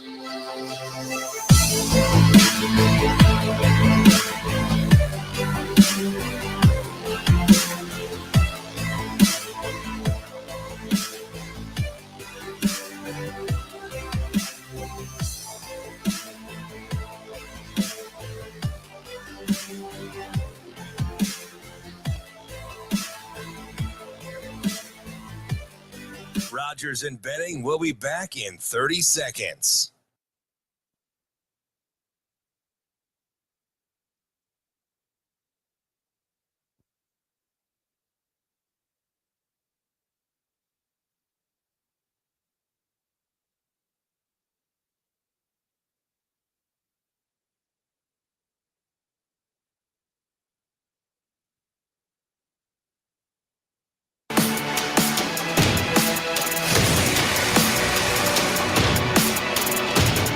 Coffee and Cream with Rogers and Benning on Hail Varsity Radio. Yeah, I mean, right now we're just trying to concentrate on the operation, that we know what to do, we know what our identity is, and whether it's individual walkthrough or whether it's full team competition, we know how we're supposed to act. And so far it's been good, but we still got a long way to go.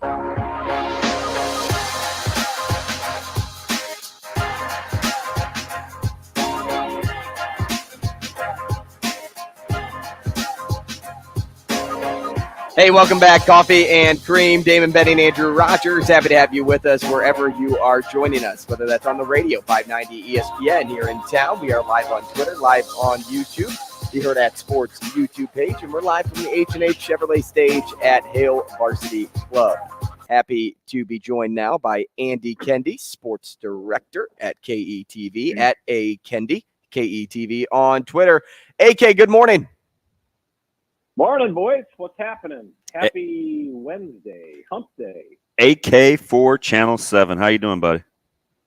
I'm good. Just woken up to a rainy day. You know, this is one of those days you're like, can I sneak in another half hour? Can I do another half hour? Do I really have to get up this And then you wake up more tired. Oh, my goodness gracious. Absolutely. I am ready to roll. Just thank the Lord you're past the days of your girls getting up in the middle of the night because of a storm. Zoe's out walking around like the Walking Dead. It's like 2 o'clock. I'm like, really? What? And the days that you all of a sudden get a third little child jumping in. Oh, shoot, that's not happening. Oh, We could barely get 2, let alone 3. Hey. Hey,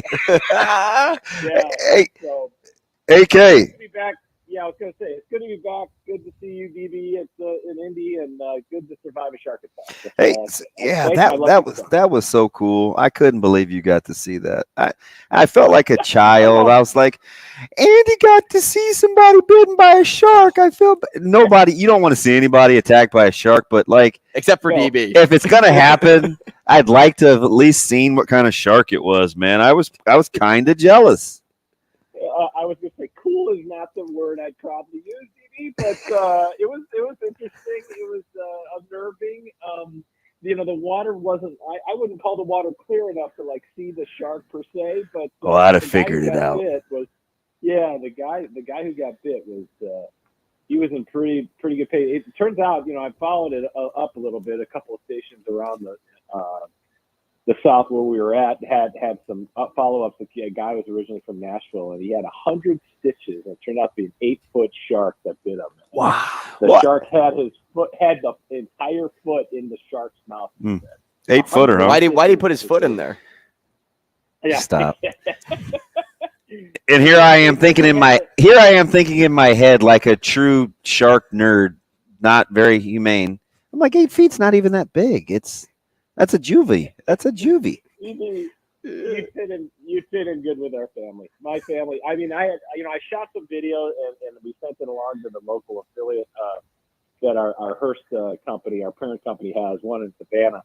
And I actually had to vet the audio to make sure there was no, let's just say the audio didn't have any comments that would embarrass the family. Yeah. Oh my gosh. AK. So let me ask you something. When you look at the West and you listen to the coaches talk in Indy, I felt like a couple were interesting. I felt like Purdue got my attention, and I know it's just words, right? But Purdue got my attention. Illinois got my attention, and Iowa got my attention. If I didn't tell you that ahead of time, who kind of caught your eye and like, that's interesting? Well, I think I'd lead off with Purdue. I guess I wasn't expecting, presentation matters in my opinion, and I was very impressed with Purdue and Ryan Walters, and I think that guy's got it. Yeah, they got a good one. When that hire was made, it was one of those crooked heads, like an eyebrow raise, like, huh? What? You're going to send a defensive guy to Purdue? Like, that doesn't really add up. And then you listen to him, you're like, oh, damn, Purdue's going to be something to deal with. You know, like, they're going to be a good team, in my opinion. And he's a guy that I think kids will want to play for. And that really jumped off the page of me. I agree. I think, the more, people just have a tendency to forget about Iowa because they've been so consistent. And after listening, I sat in on the entire 45-minute side session with Kirk Ferentz, and he just keeps plugging along. Now, whether or not that there's potential there for things to go sideways with the whole 7 wins, 25 point per game thing, and the bigger elephant in the room is the gambling investigation. Still, we saw. I was surprised Coach Ferentz went there. Yeah, but I think he went there. Because of Shannon and Euless? Yeah, because Shannon was supposed to be there. Yep. One of their stars was supposed to be there. And why they didn't like think that one through before releasing it. Like, oh yeah, he's involved in that investigation thing. He probably shouldn't go to Big Ten Media Days. That's a little puzzling. But and maybe it came down late, AK, because Ulis went to. He's traveling with the basketball team. Mm-hmm. Well, maybe that's the case, and maybe we don't know the inner workings. Yeah, I don't know. Yeah, that was an interesting deal. And hearing him talk about, but I'll tell you, the guy who I thought was very impressive was Luke Fickell. Oh, unfortunately, I agree. I agree. It's fantastic. I was expecting, like the him not to be as dynamic as he was at the podium. He was engaging and personable, and Coach Rhule thinks he's a stud. I couldn't agree with you more. And I've got Wisconsin brethren all over the Midwest, and they, at first when that was made, they were shocked. But the talk that Fickell says, he talks about winning championships, not Big Ten West championships, championships. Mm-hmm. And I think that's what the sites are in Madison. And whether or not they have the team to do it this year, that's remains to be seen. But the big thing I'm keeping an eye on is how that new offense is going to fit in that program and how they weave that new offense into that culture. It's going to be an interesting evolution, so to speak, in Madison. AK, we started talking about standard on the show in the first hour, and Coach Rhule is not just all about a standard, but in a way, everything seems to have a hidden meaning toward one goal, one objective, outside of brotherhood, because that's the obvious answer. What do you think the hidden meaning is by putting his team up in the dorms this fall? Like, what on-field issues can be solved by doing something like this so early? I just think it's a throwback way to try to get your guys together, work through some chemistry issues off the field, early. And if you can get your guys closer in a way that will help you in November and October, then outstanding. I actually love the idea, and I think I love the idea because I don't have to do it. Right. And let's not mistake ourselves. It's not like the dorms that we that we, when you say dorm life, you're thinking like unair conditioned and yeah, the rooms are small and tiny and whatever. But I mean, it's not like it's not like they're living in tents here. So it's kind of a cool thing here that they're doing an experiment. I love the fact that Rhule keeps pounding on this, like put down your phone. Like he is adamant about that. He even told it to the parent. He even told it to the parents Sunday. He said it. He said it 3 times. And that's true. I think I think we all can look in the mirror too. Like put down your phones, engage with your kids, engage with your coworkers, engage because you look at life these days and you're looking down, right? I mean that's pretty much 80%, 90% of what you're doing when you're walking in public and I think by doing this, it forces guys out of their comfort zone. His big line is we're trying to be comfortable being uncomfortable. And this is the first step. And I think I like the idea. And I think it may, if that can help just a little bit, it's worth it. If you can help, introduce a quarterback to a defensive lineman he didn't know, and maybe they'll play harder for each other. One of those deals. And I think it's a outstanding idea, not a new idea. But an outstanding throwback idea. I'm all for it. Hey, so AK, let me get you out on this. Surprised or could see it coming that darn near everybody that takes the podium uses the same verbiage. Oh man, talking points, huh? 1% better. I was going to do that yesterday, and I was like, you know what? I need more time for 1% better because everybody talks about it. Everybody talks about it. Yeah, there's no question these guys are well schooled and well versed. And it's going to be interesting to see how this camp goes. We've only got to see a little bit of portion on day one, but as we move forward and listen to these guys, we'll get more and more nuggets. It's interesting to see 1%. I'm going to try to be 1% better today, guys. Yeah, 1% better. Everybody should take that advice. I know one thing. I do aspire to be elite. I'm not, and I need some better standards too. Okay. That's right. You and me both, brother. Thanks, AK. You both, brother. See ya. I aspire for dominant contact. Dude, it's uncanny. Remember, common language, common goal. We'll take a short break. More coffee and cream when we come back.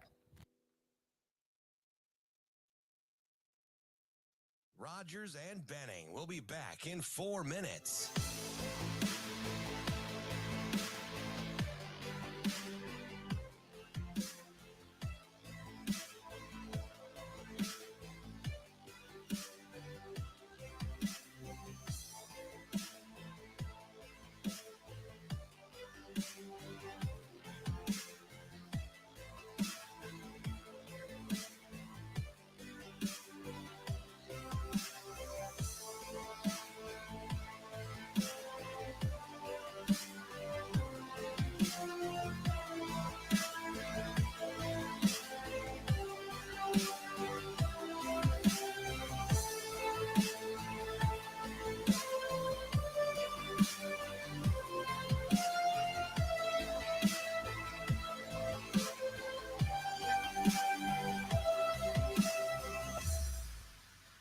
Rogers and Benning will be back in 3 minutes.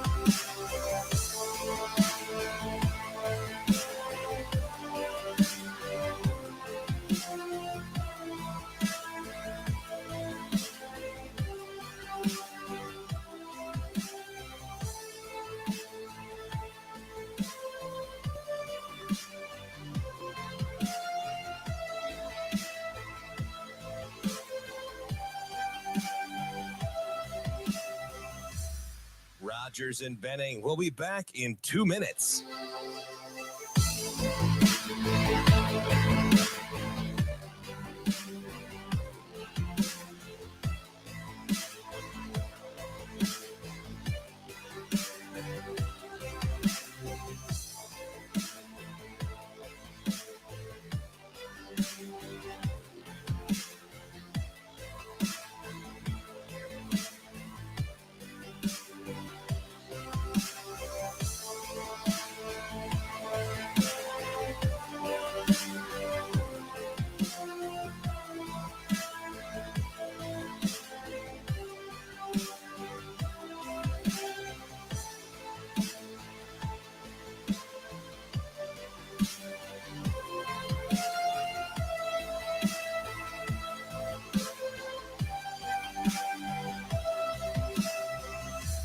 Rogers and Benning will be back in 1 minute.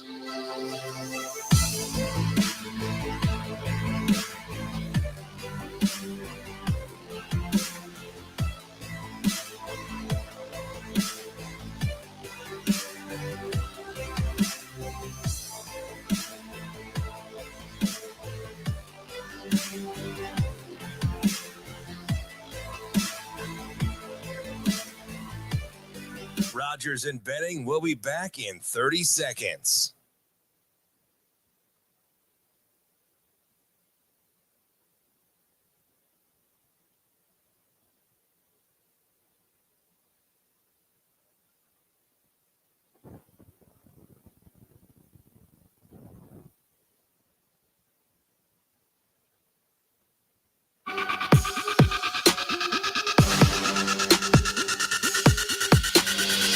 Coffee and Cream with Rogers and Benning on Hail Varsity Radio.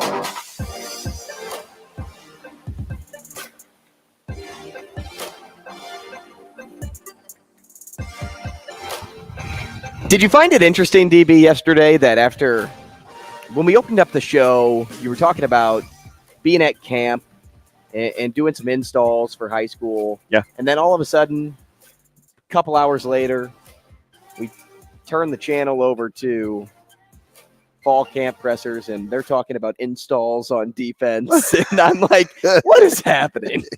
Yeah. Am I living in this world? Like, do I know what's actually? Do they know what? Are they just listening to our show and Dude, then like taking information? that's what happened in early I'm camp, like- man. It's install. Like, who's following me? Would you prefer to be a week 0 guy? over what, a week? Like regular season. Like, would you, for instance, like on the high school level, would you rather be prep in Bellevue West? Like, they're practicing because they play a week before everybody else, or do you want to start? I think I'd rather be a week 0 guy. Yeah, I like being a week 0 because there's so much build up to the season anyway, and there's so much time that, you know, at some point you think, okay, how much longer can we practice? Like, at what point can we just play? Yeah. Like, have a week of a game, prep for the game, and then play the game. So I think I'd rather play early and have a bye week later. I'm assuming that's how that works, right? You pick up a bye week. Because this seems like, on the collegiate level, it seems like a long camp. Mm-hmm. And it's even longer for other teams. Because they don't play until the end of August. And I'm trying to remember, was it always 4 weeks? It seems long. I can't answer that question. I can't don't know see. enough. I don't know enough to answer that question. It just seems what long. I do know is, well, take spring practice, for example. How long was spring? Well, it got cut back. It used to be 20 practices. Mm-hmm. Now it's only 15. Right. So if it were 20 in the spring, yeah, you could look at it as 20 here in the fall too, before the week of the game. Yeah, and maybe they count backwards from the number of practices that you can have, because it's even changed at the high school level with quote unquote 2-a-days, like the amount of time that has to occur in between and what you can and can't do, pads, no pads, all that type of stuff. Well, and you know, coach is all about reps.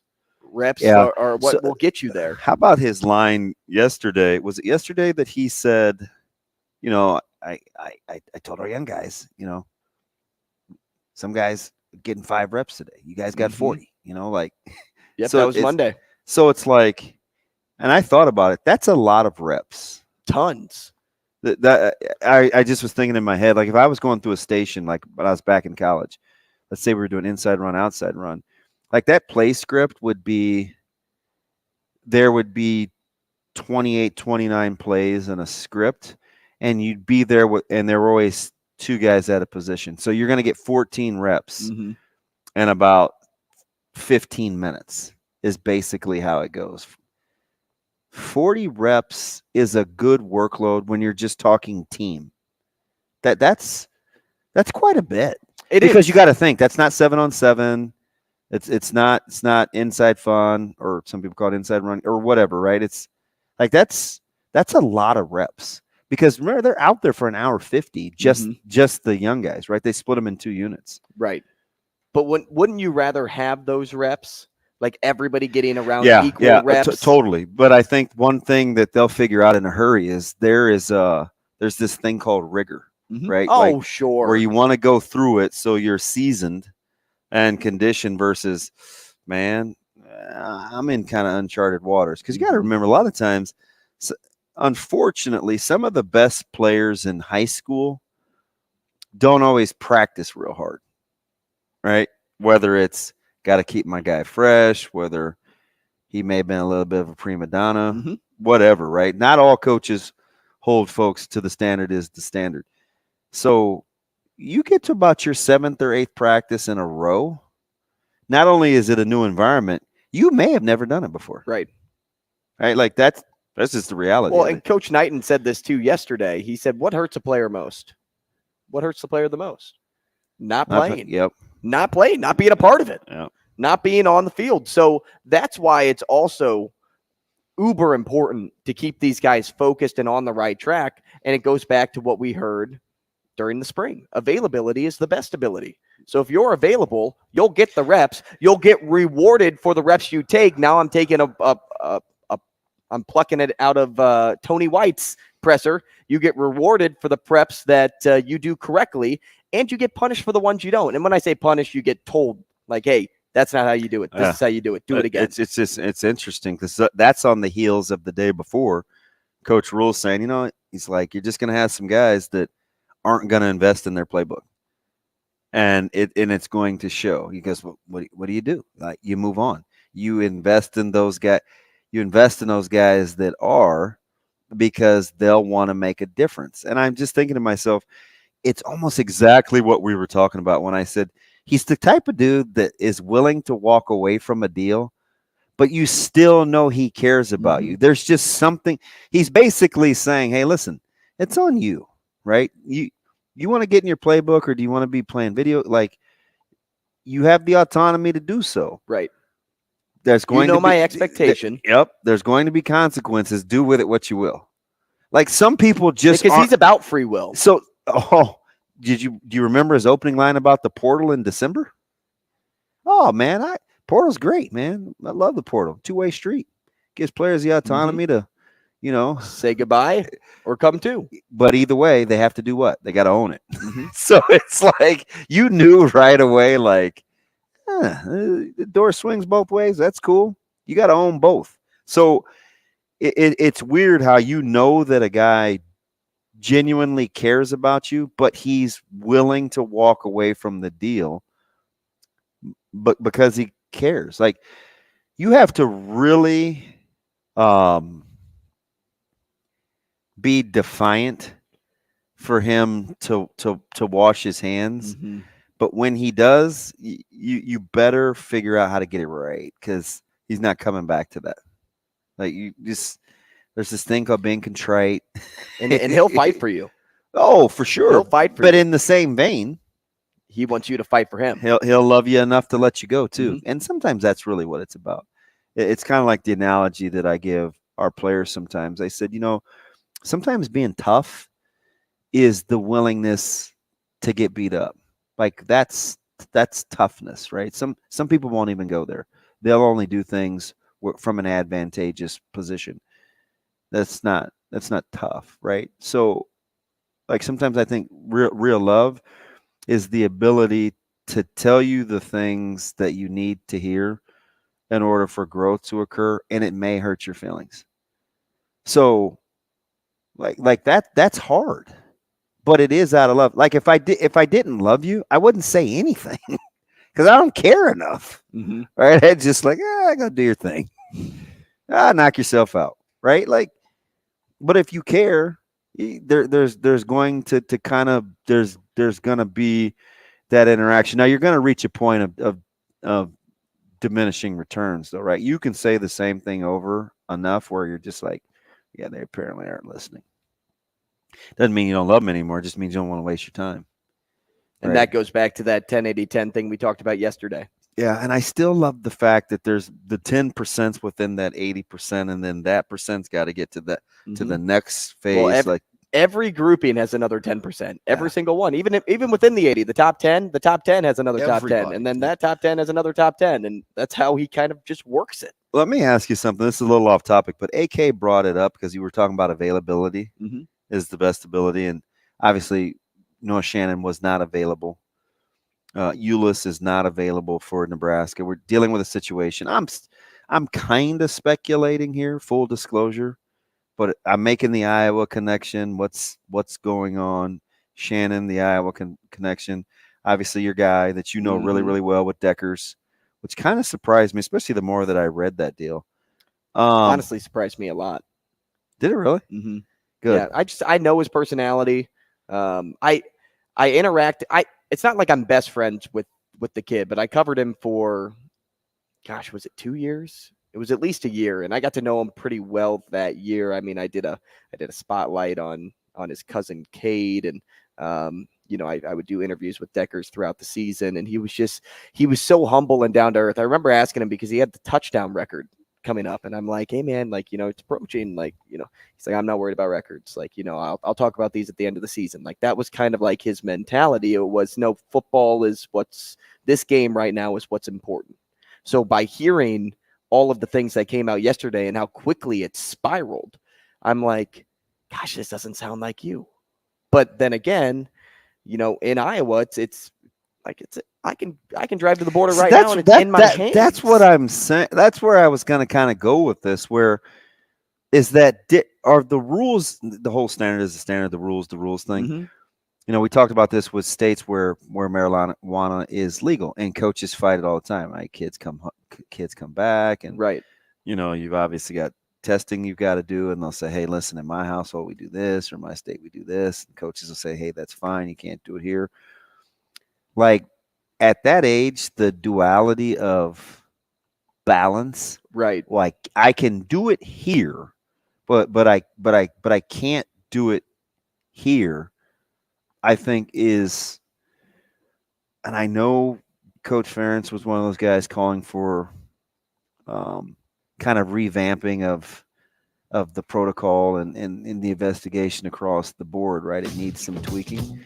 But that balance has got to be maddening for somebody that's 18 to, well, and some of these guys are 24 years old, but it's still not very old. But at the same time, based on what is being reported in the article with Deckers and the article with the Iowa baseball player, like your parents can't be fueling this either. If that's what it ultimately comes down to being. Do you make the connection when you look at Deckers in the family? I don't, but at least in the story with, and I can't remember his name, but the Iowa baseball player, Christopherson. Yeah, he was sending bets to his mom to place for him. Like somebody knows better in that situation. We'll put this on pause. We'll come back with it. Rogers and Benning will be back in 4 minutes.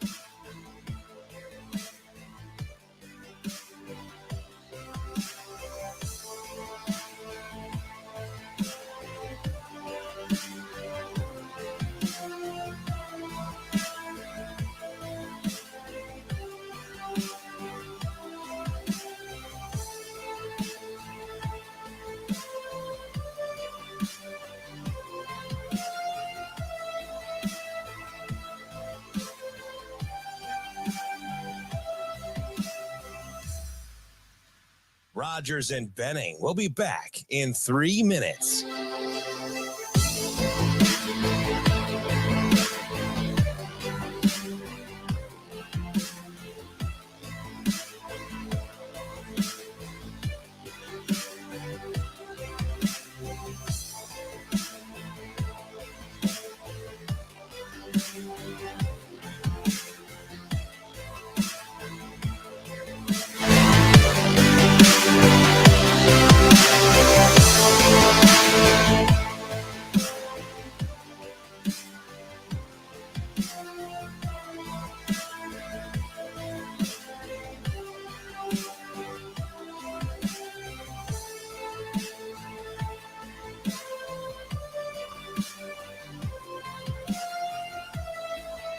No, it fits pretty well.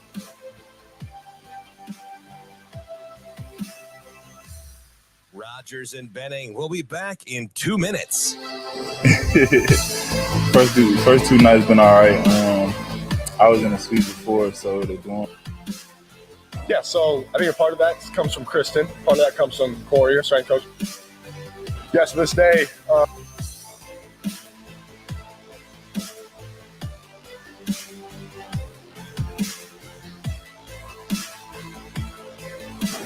defensive end, that's what I've been working at. Yeah, so this day, weather's been nice, which has been great for us, but this.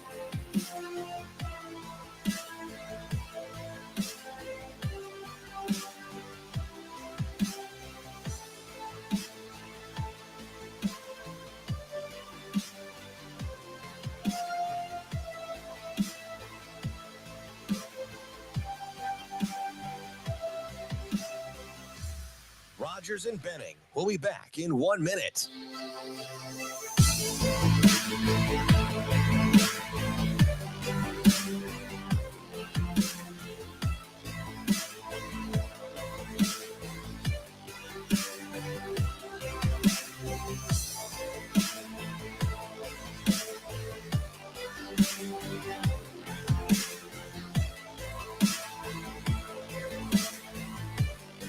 Rogers and Benning will be back in 30 seconds. Yeah, so this day, weather's been nice, which has been great for us, but as far as the team being locked in,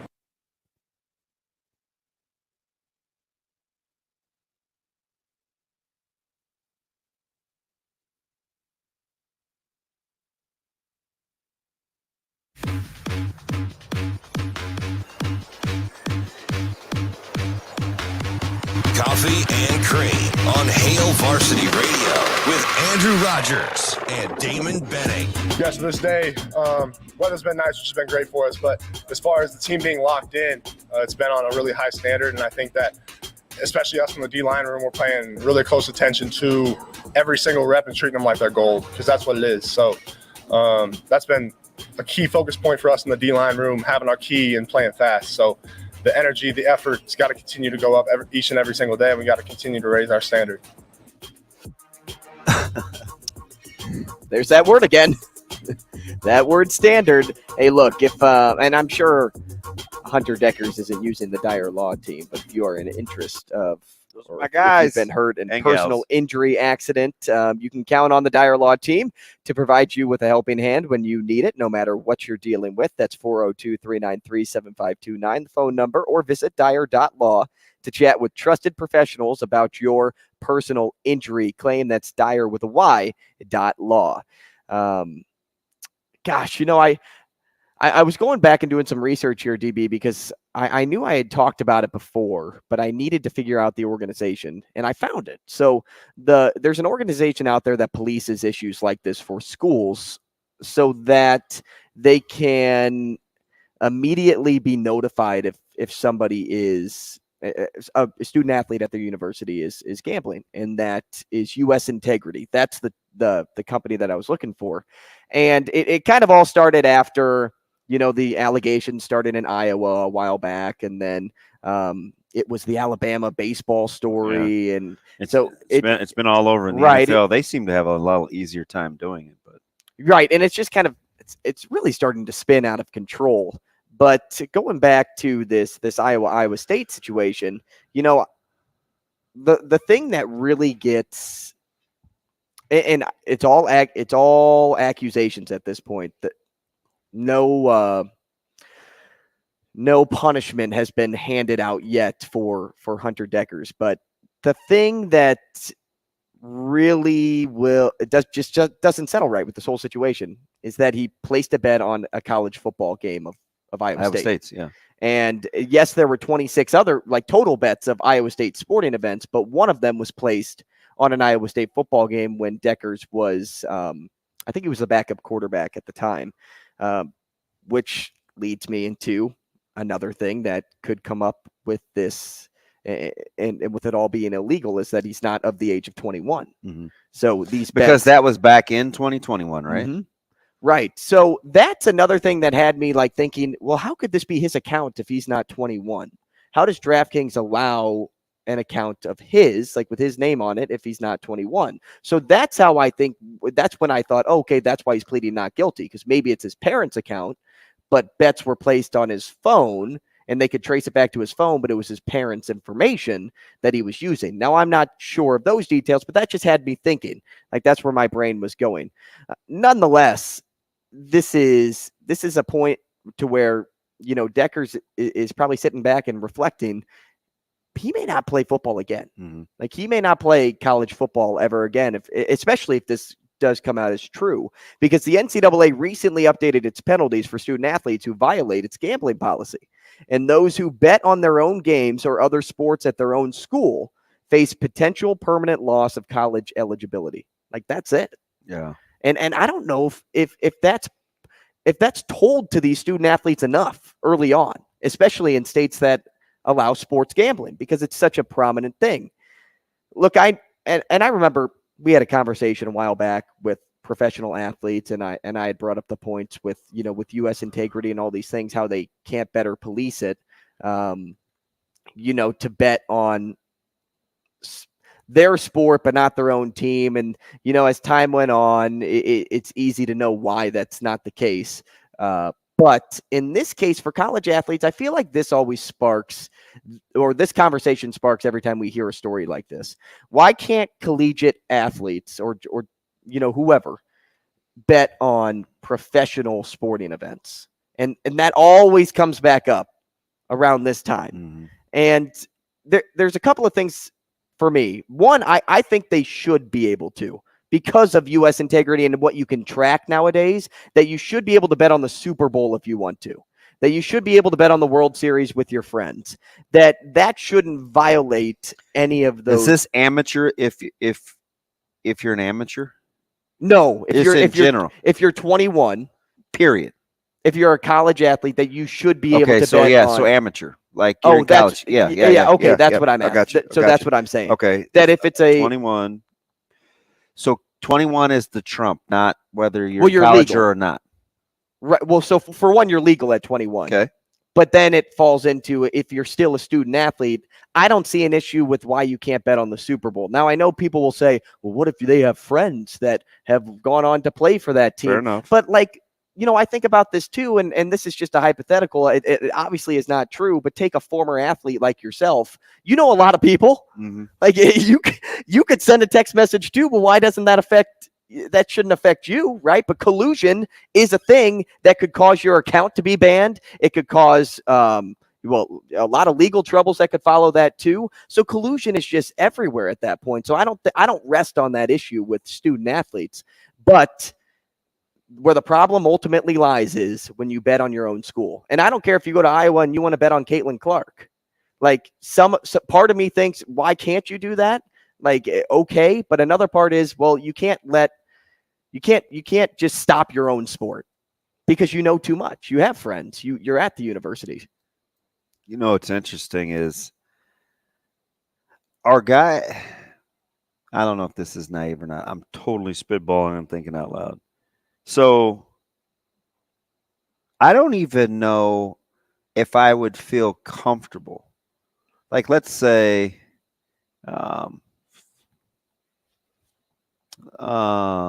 let's say I want to know, hey, Minnesota. So pick a guy I know, like Teddy Prohaska. Mm-hmm. How would I even broach the topic? Right? Would I just outthink him? Hey, so how's the health, or I don't even know if you'd feel comfortable doing that. And now, is it easier if you're peers? Mm-hmm. Like, let's say, your buddy Mark, he's playing at Michigan. You just casually having that conversation. Like, I just think there's something about.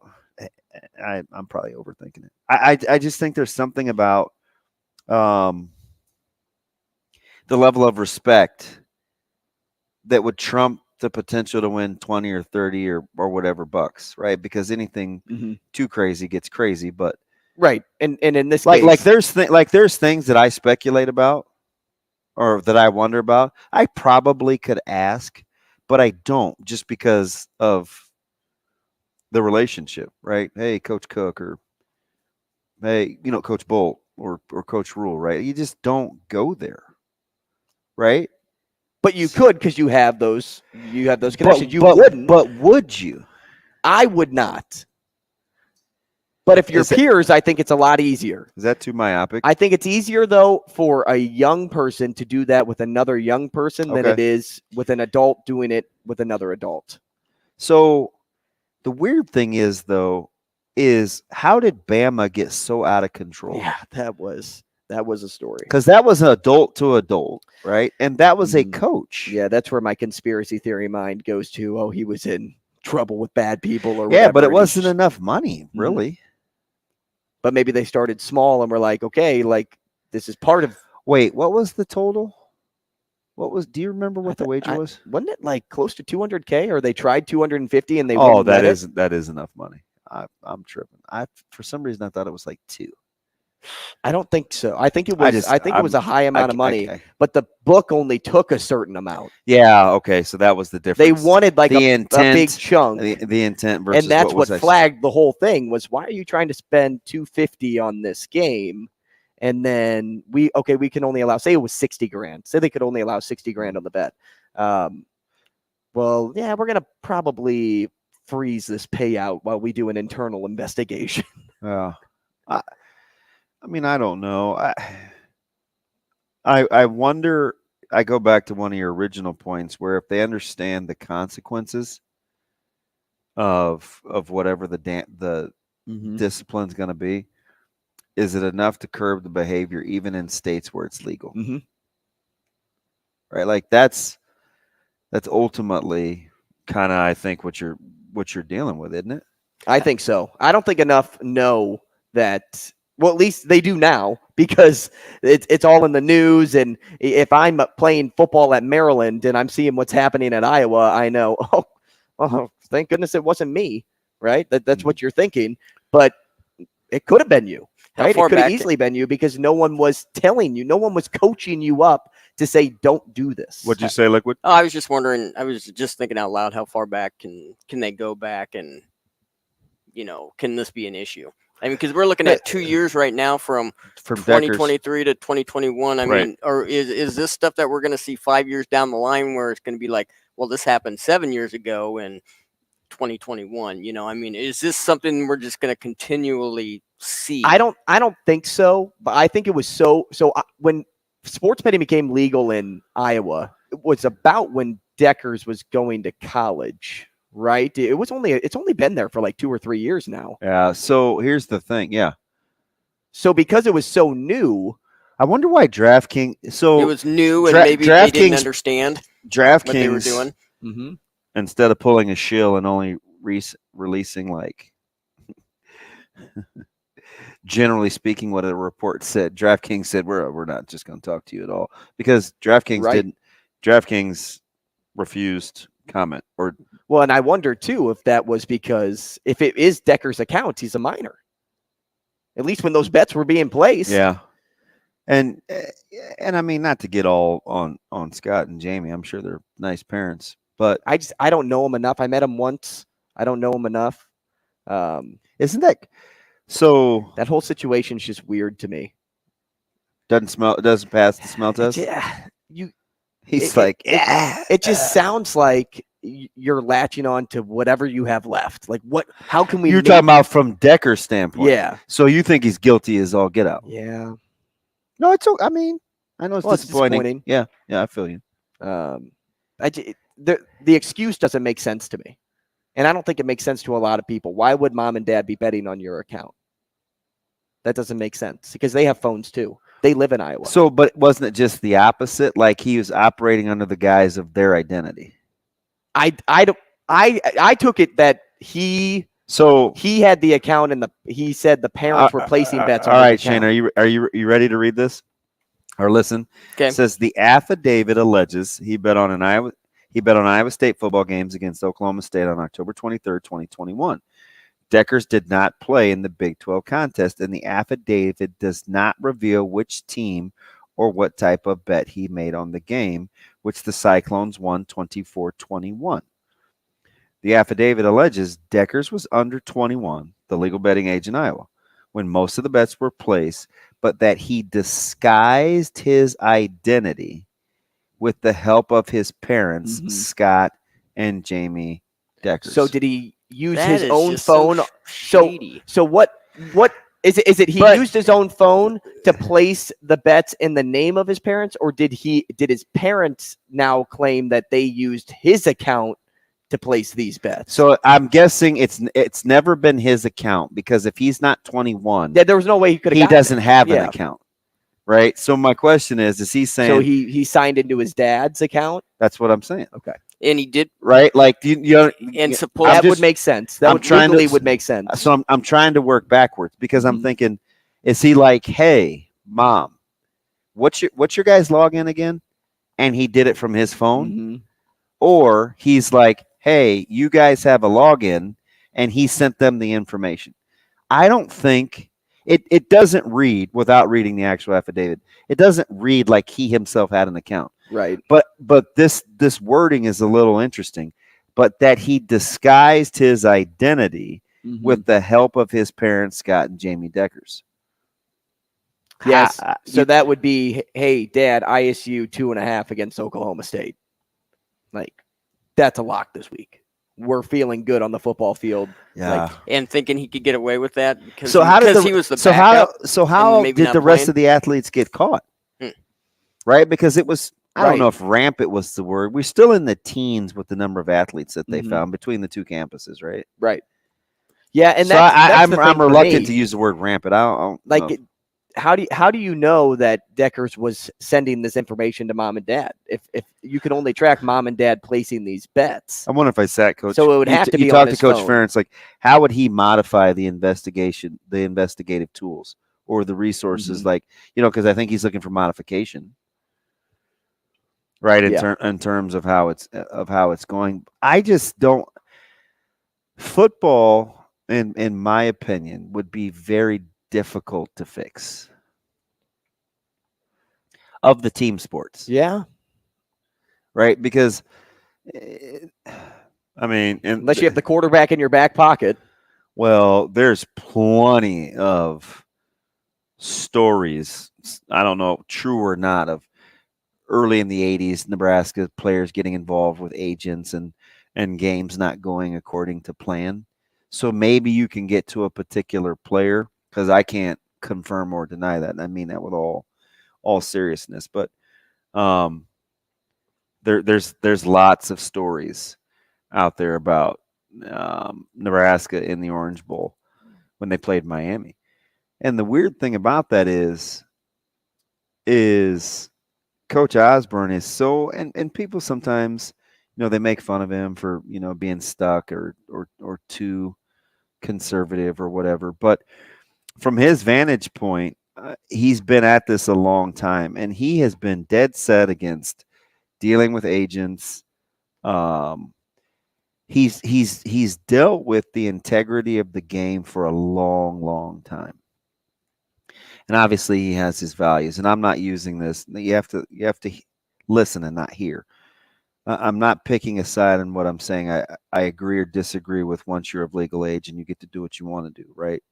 I'm not telling you what and what not to do with your money. What I'm saying why I think it's been so tough in the state of Nebraska with sports is solely about his experience with gambling and finances that involve sports and anything that isn't pure about the sport, at least according to his vantage point, because the history goes deep.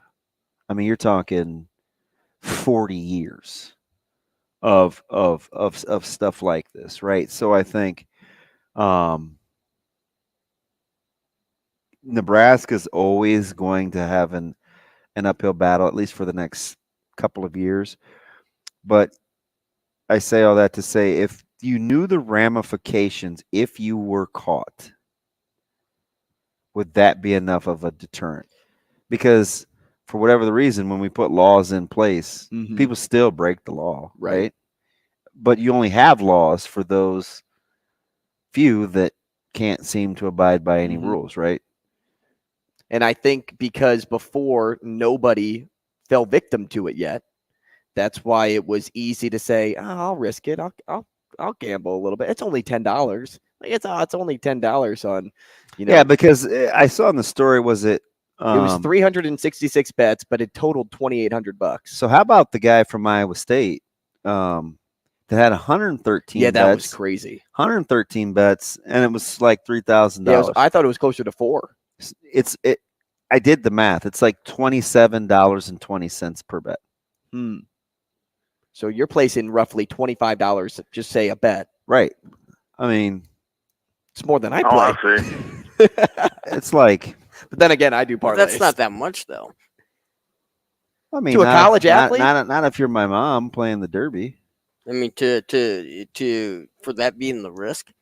Well, and now you have to really push this too and say, look, your NIL deal is on the line. If you choose to do this, they do have more disposable income. Your career, though, as a football player, is on the line. Like you Not make worth the the move. risk. You make the move. I wouldn't recommend it, but you make the move. Now that we've seen reports come out on multiple players, I think you're going to see a lot of people start to panic and be like, uh-oh. Please don't dig up my stuff, or thank God I didn't do it. I'm thinking about this just out loud. I'm like, how can the NFL feel good about punishing its? So this is funny because the NFL is going to punish guys, right? We saw multiple suspensions just last 6 week. games, a year, whatever. Even though their partnership is with, they've got a ton of gambling partners. FanDuel, DraftKings, whatever, right?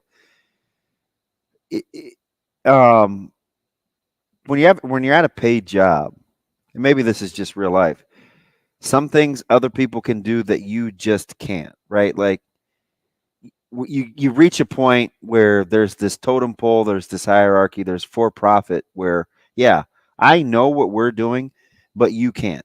You can call us hypocritical all you want, but our partnerships help pay for a lot of the things that you guys are privy to. Like, are we good there? Yeah, we can do it. And we'll have these partnerships. You just need to have better discipline and get off site when you're going to go do your thing. Mm-hmm. Right? Because it sounds weird.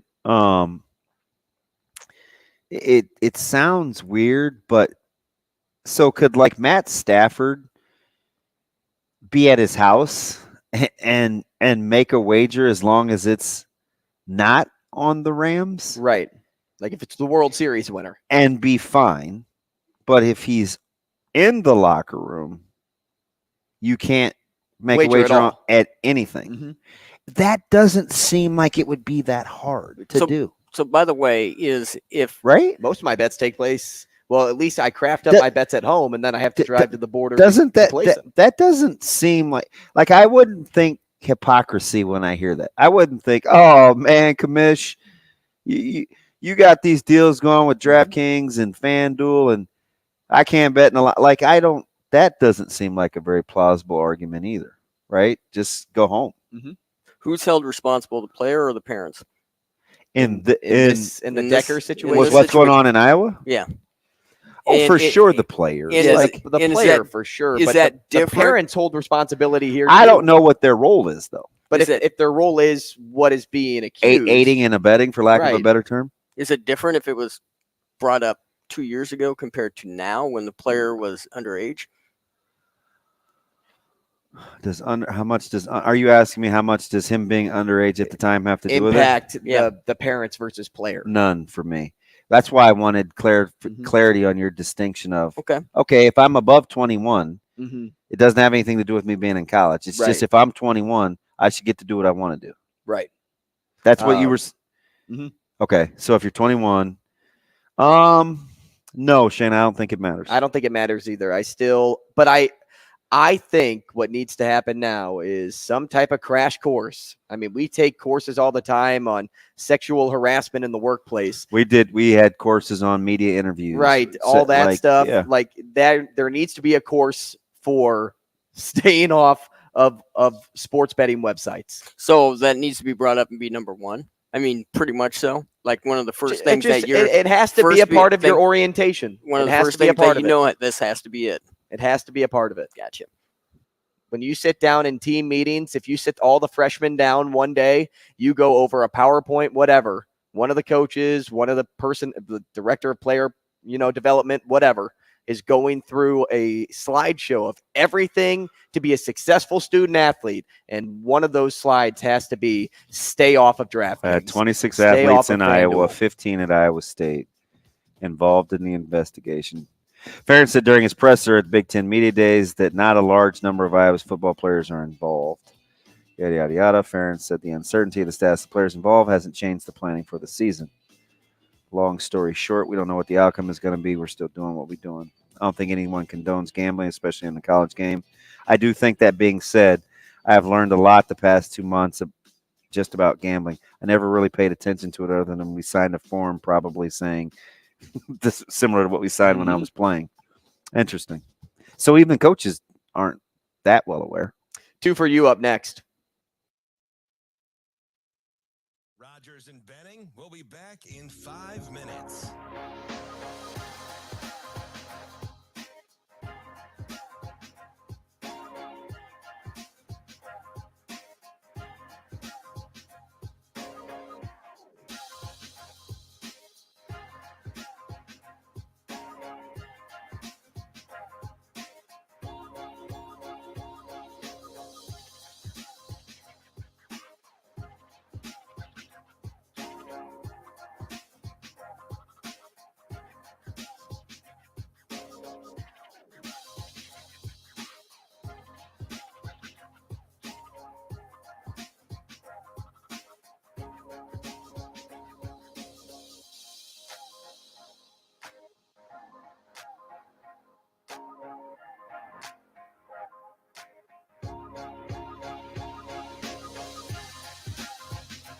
Rogers and Benning will be back in 4 minutes.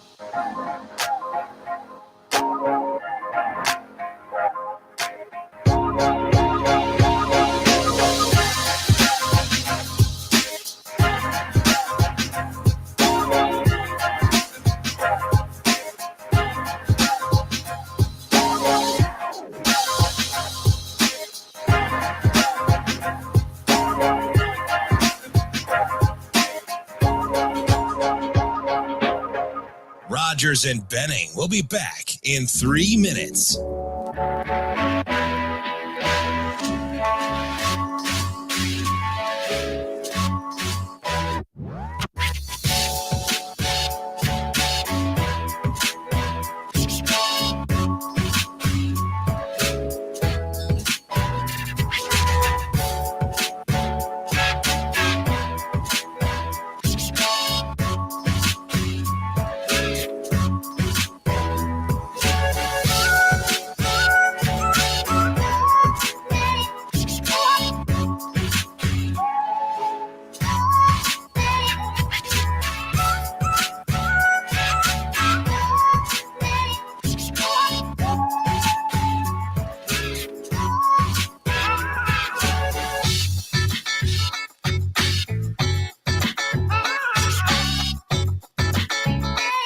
Rogers and Benning will be back in 2 minutes.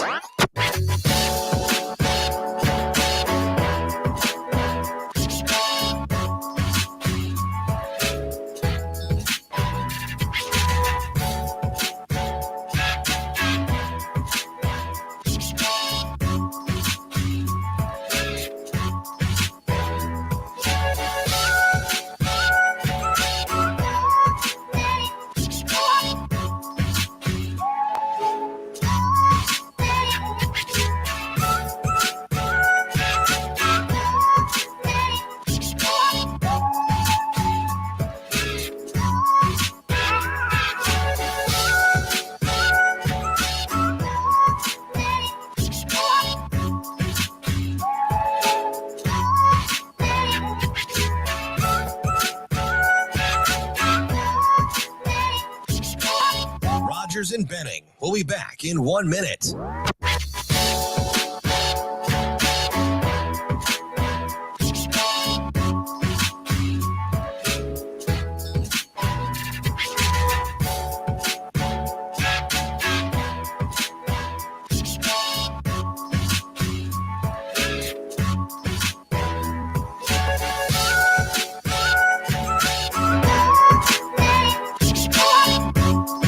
Rogers and Benning will be back in 30 seconds.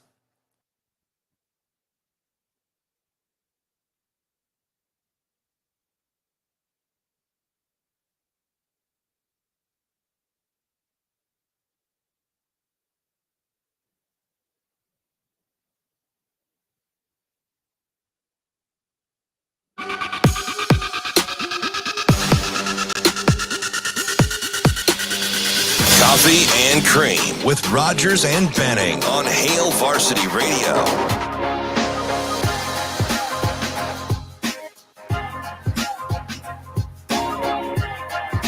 All right, welcome back. Let's have some fun 2 for You time.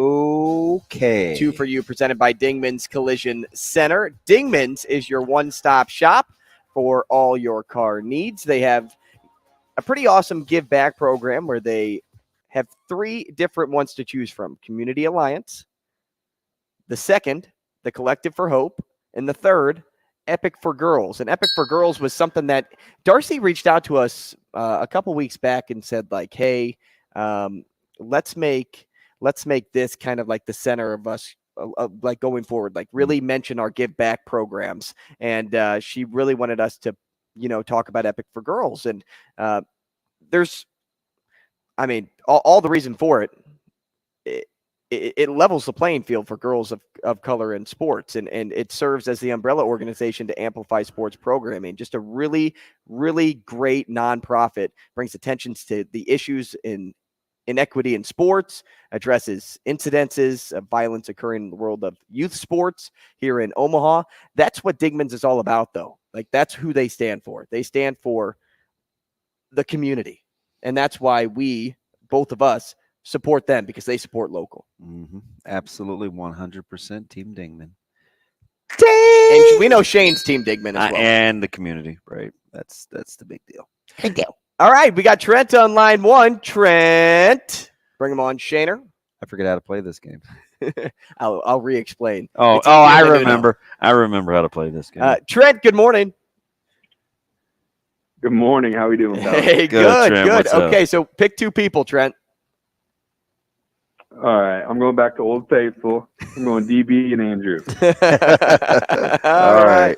Now, we before our break, I had hit the skids. We were not vibing, but I'm back on it again. DB, 1 or 2? I'm ready. 1 or 2? 2. All right, let's go with 2. Shane, you got music? Oh, I appreciate you. I got music. I got Trent on the line. We got Damon. He knows what to do. We're good to go. We got Dingman sponsoring this. It couldn't be better, could it? DB, ready? A couple right answers would help. A food that you often get brain freeze eating. Okay. Something from your ex you would get rid of when you are starting a new relationship. Something from your ex you get rid of when starting a new relationship. Are you serious? I got mine. All right, I'm going to have to go back to that one, but go ahead.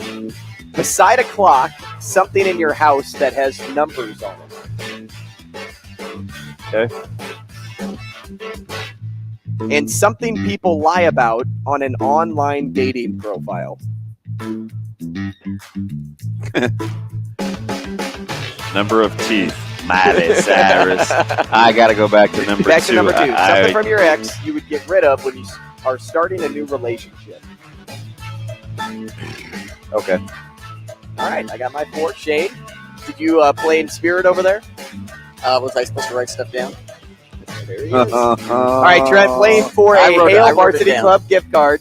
2 of them get you a $10 gift card, and then we can double down after that point. DB, you ready? I'm ready. I'm going 4 for 4. Let's do this. A food that you often get a brain freeze eating. 3, 2, 1. Ice cream. Ice cream! There's 1. That's what I had too. Yeah, that's a lie. I did. I had ice cream. I doubt it. You probably said slushies. He said Spanish. What are those little slushy things with the... Stop. Slush puppies? Flavor ice. Something from your ex you would get rid of when starting a new relationship. 3, 2, 1. Pictures. Let's go. All right. Okay. Beautiful. Trent, there's 2. You want to double down? Always. All right. That's my guy. That's my guy. choice. Beside a clock. That's a bad choice. Beside a clock, something in your house that has numbers on it. 3, 2, 1. Microwave. Wow. There's 3. Trent, are we going 4 for 4? How much did you get? 40 But bucks? isn't that $40 if we get this next Isn't one. that a clock though? Isn't What? the clock the No, numbers what on was the the last microwave the question? clock? No, there's numbers on the microwave you type in to like say, hey, I want to heat up my 30 pasta seconds, for 30 45 seconds. seconds. Yeah. Come on. So we're Shane. 3 for 3? We're 3 for 3. Trent, the last question, the last prompt at least, is something people lie about on an online dating profile. Do you want to take the $20 gift card or do you want to risk it for 40? Oh, no. Go 40. That's an easy one. Oh, it's an easy one. Yep, Yeah. way to jinx us. Skin color.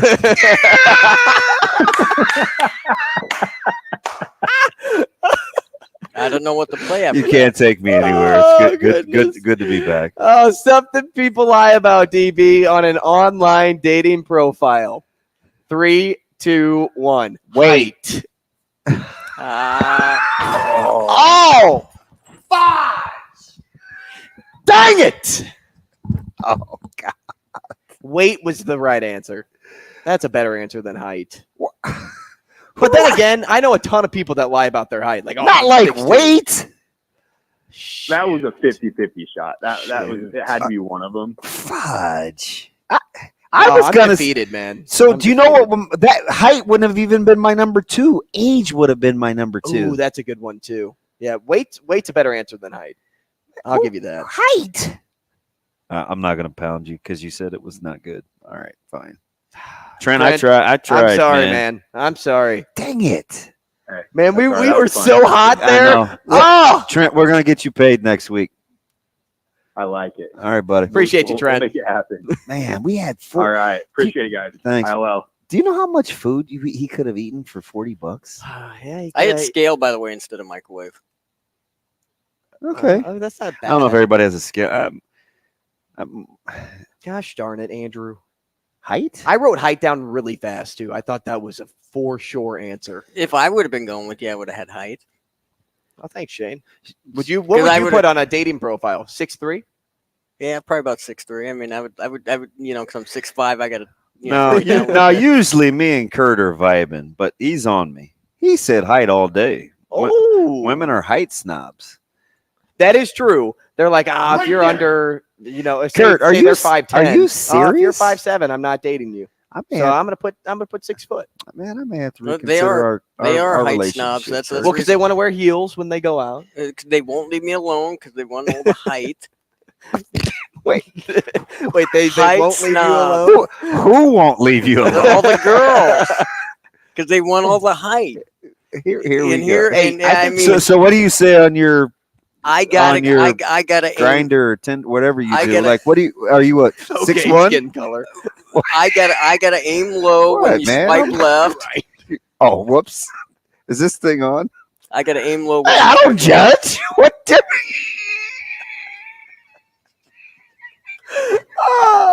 What difference does it make? Yeah, you're right. It's 2023, bro. Sorry, Shane. Sorry, I'm Shane, sorry. you were What were saying? you I saying? thought it was 2021 and we were betting on games. That totally was an Oh. accident. I forget this thing is on. Shane, we good? We're good. Shane, you and DB play. We got about 2.5 minutes. Do I got to write these down? Yes, Okay. yes, you do. He's do I have to write these down? Let's Shane, move you on. just need to get to 5'2", buddy. Oh, now it is about height. You can't put that on a dating app or anything because it doesn't go that low. Shane, you ready? Yeah. Under race and ethnicity. Other. All right, guys. A muscular celebrity that would probably have trouble finding clothes in his size. Oh, gosh. Okay. If there was a school teaching how to be an NFL quarterback, which living but retired quarterback would be the principal? Okay. Shane, you ready? Yeah. Sequels excluded. Name a movie with a number in the title. Sequels excluded? Yeah. So you can't say like Home Alone 2. But you got to name one with the number in the title? Wow. I don't know. That's tough. That is tough. I only have one in my head right now. Dang, Rhule. Dang, Ruru. I mean, let's come back to that Dang, one. All right. Ruru. All right, the last one. What is the first thing you're likely to get asked at your high school reunion? How'd you turn out to look like that? Why are you so tall? How'd you become so handsome? No, nobody's asking you that shit. I'm just saying. A movie with a number in it? Mm-hmm. We're going to have to come back to this because it's only 30 seconds. Okay, I got it, Shane. Just came out. It's easy. What, like the Meg 2? And it's got his guy in it. Uh-huh.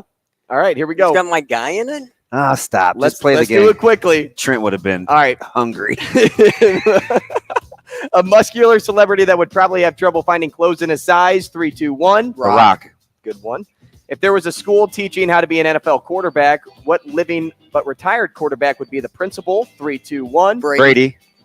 Sequels excluded. Name a movie with the number in the title. 3, 2, 1. X. 65. X. Fast and Furious X just came out. Okay. First thing you're likely to be asked at your high school reunion. 3, 2, 1. What do you do? What do you do? Was that what you wrote down, Shane? Yeah, it's right here.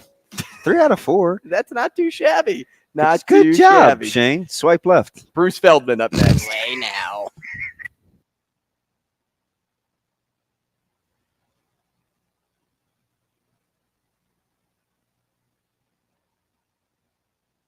Rogers and Benning will be back in 4 minutes.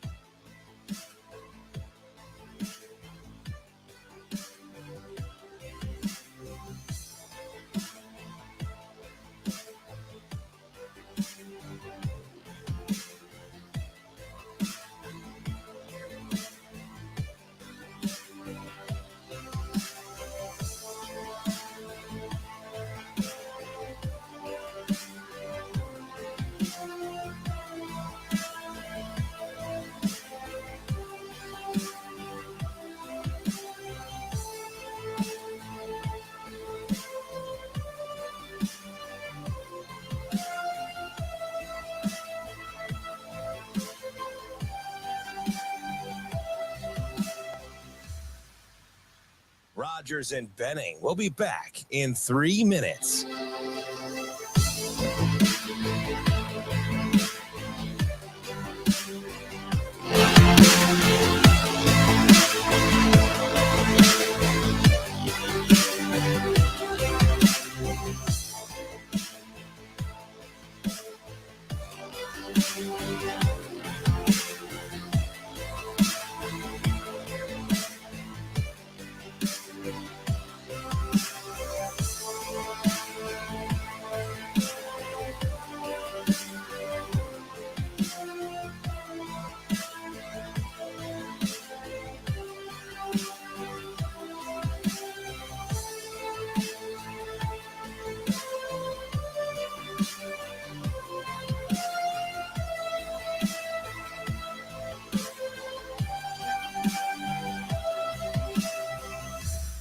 Rogers and Benning will be back in 2 minutes.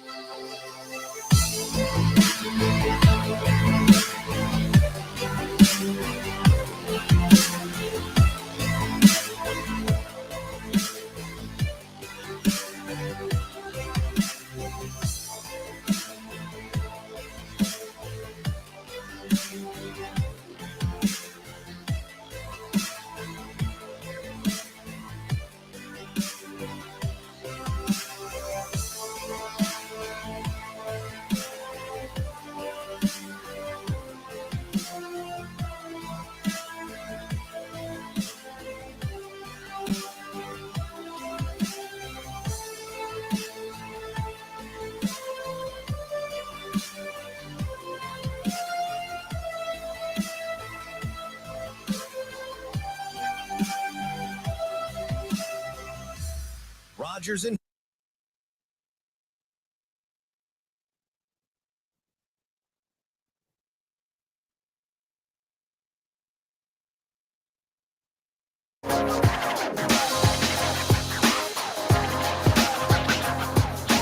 Coffee and Cream with Rogers and Benning on Hail Varsity Radio.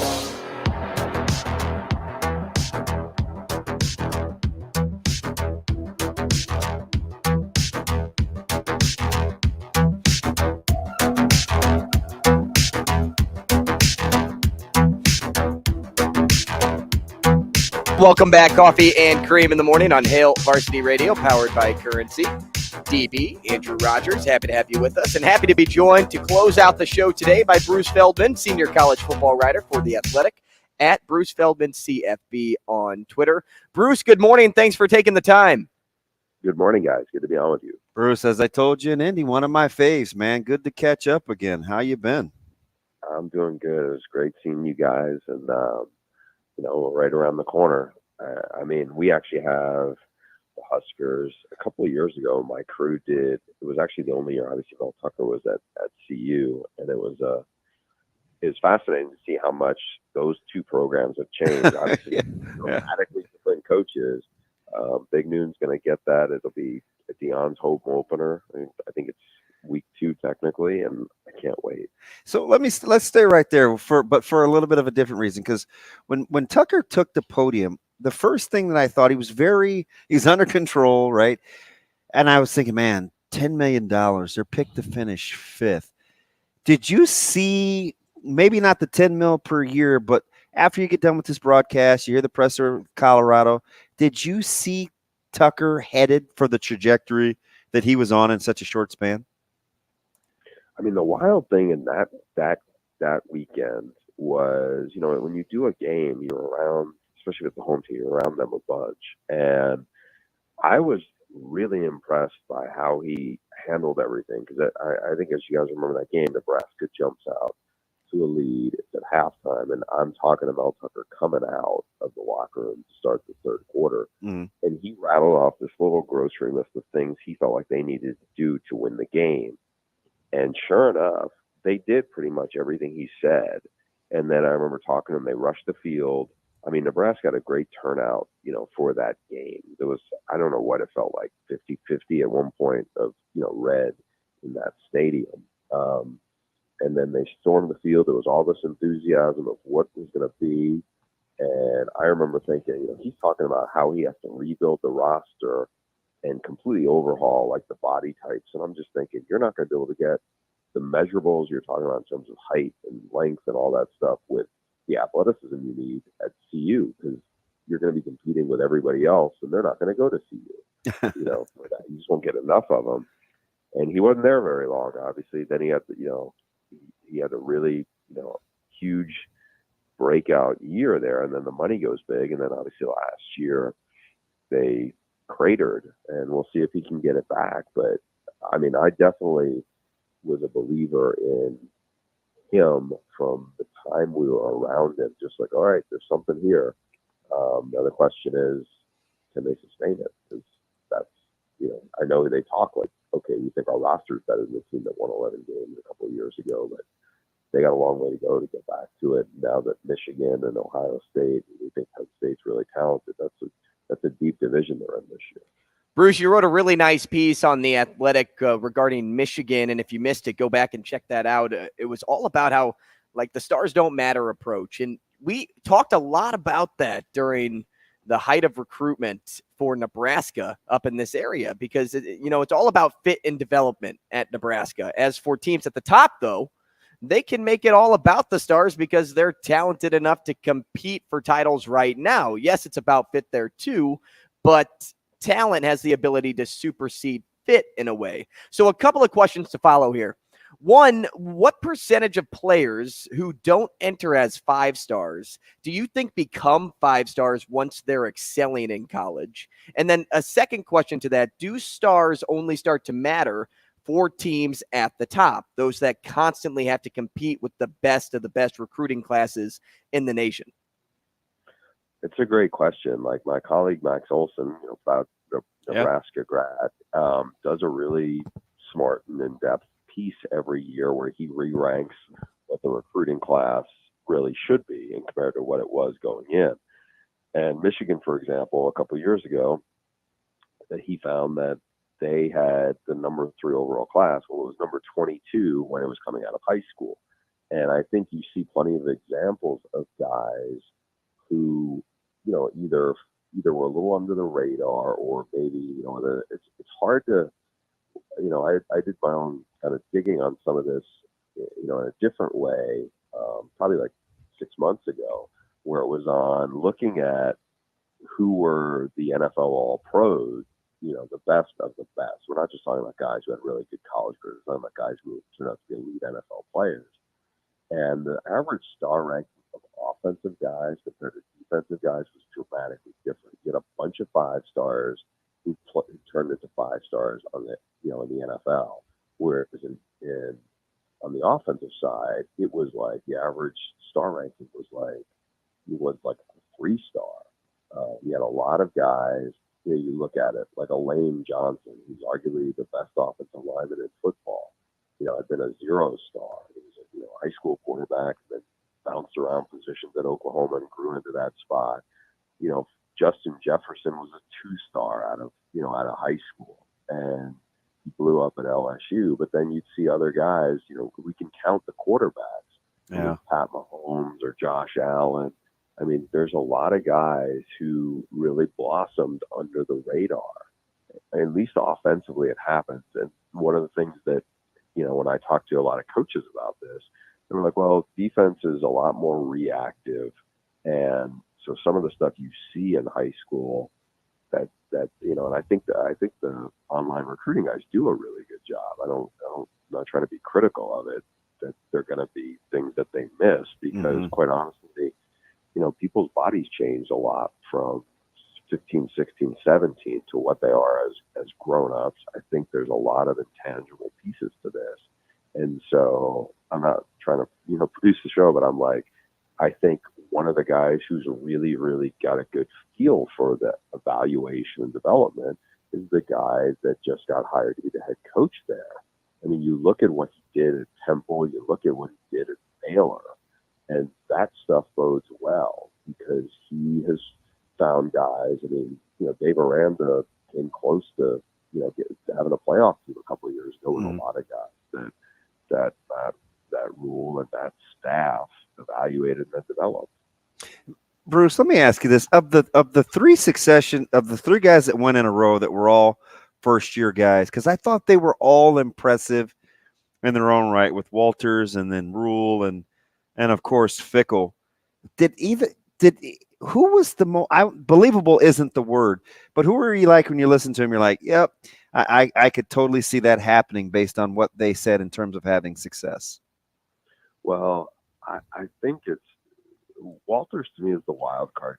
This is the first time as a head coach, right? He was so good at the podium, though. He was, and I think I spent some time with him off to the side for a while, and he's young, but he has a lot of presence to him. Yeah. I think he's learned from a lot of really good people. I think he's also the one who's, I don't want to say he doesn't have the pressure level of the other two. Like Luke Fickell takes over the best situation. I think they have a lot of experience. They landed a good transfer quarterback who fits what they do. They have a big time running back. I still feel like they can do a lot of what made Wisconsin really good, and then they can tweak a lot of stuff with what Phil Longo likes to do on offense and be a lot more aggressive in the pass game. The hardest one for me to figure, and honestly, it's just because myself and so many other people were so wrong with how it played out with Scott Frost. Yeah. I think. Yeah, we talked about that, right? Yeah, it's just like, I trying to remember, and I'm sure there's plenty of examples of this, but like where in recent years where I felt like, oh, this is going to go so well, and it just didn't for all sorts of reasons. Whereas, and I'm not saying you can't win it at Nebraska, because I think, and I'm trying to think if I want to say it like this, but I think the situation that Rhule walks into or takes over in Lincoln is much better than the one he took over in Waco. Because in Waco, that place was toxic when he got there. And I just felt like where I have a lot of respect for him as a coach, but what really kind of, is like a bigger, edge to me is I think that situation, he followed not just, the Briles, the whole deal there was just ugly on all sorts of levels. And then Jim Grove, who's a very well-respected coach, had been at Wake Forest and went in there to, took over that staff. And I remember seeing there were times where even Jim Grove, who like I said, it was a really decent man, but there were times where he could step in it because just people were so on edge of how this thing was set up. And it was, like I said, it was toxic. And Rhule went in there and he said all the right things. And as far as I can remember, there was never like a moment where he said the wrong thing to inflame the wrong stuff. And I think that's really hard to do. And so, and he got that place going. Now look, it was the Big 12, no disrespect to Oklahoma at the time, but like the Big 12 wasn't as top heavy as the Big 10 is right now with Ohio State and Michigan. But I don't know. I know I'm not specifically answering the question of. I think they're all just very different in how they approach it. Yeah. You know? Bruce, quickly here, only got about 30 seconds. If I give you a start bench cut of 3 of the new quarterbacks in the Big Ten West, Jeff Sims, Tanner Mordecai, and Cade McNamara, start bench and cut them. I definitely would start Mordecai. Pretty amazing at that whole fitness system. I don't know what to expect. Jeff Sims, I do it up with Georgia Tech, who are like very skittish and wonder how he will. I've heard good things about him in Lincoln so far, but just like, can he be the guy that is a real leader for this team going through? I mean, the people at Georgia Tech have those questions. Physical tools are definitely there, so we'll see. I mean, it's not, this is a fresh start for him. We'll see how he does with it. Fantastic. Bruce, we appreciate your time, man. Thanks so much. Hopefully we can do this again soon. Sounds great, guys. Thank you. Thanks, Bruce. That's Bruce Feldman. And that'll do it for today's show. He's got a cool voice. I got to go home and just drink a zip line. Today kind of took it out of me. I don't know, dude. I'll have an Acres Ale. How about that? With a little guava? Brewed with Nebraska corn or the guava one. Yeah, maybe I'll shotgun the Acres Ale and then enjoy the can opener. Yeah, why not? It's 9:55. It's 5 o'clock somewhere. I just need some Nebraska running through me. Or noon. Is it noon the cutoff? Maybe. All right. That'll do it for today's show. Thanks for joining us. If you missed anything, catch us wherever you get your podcast. That's Apple, that's Spotify, that's Google, that's Amazon. Coffee and Cream. Back again tomorrow.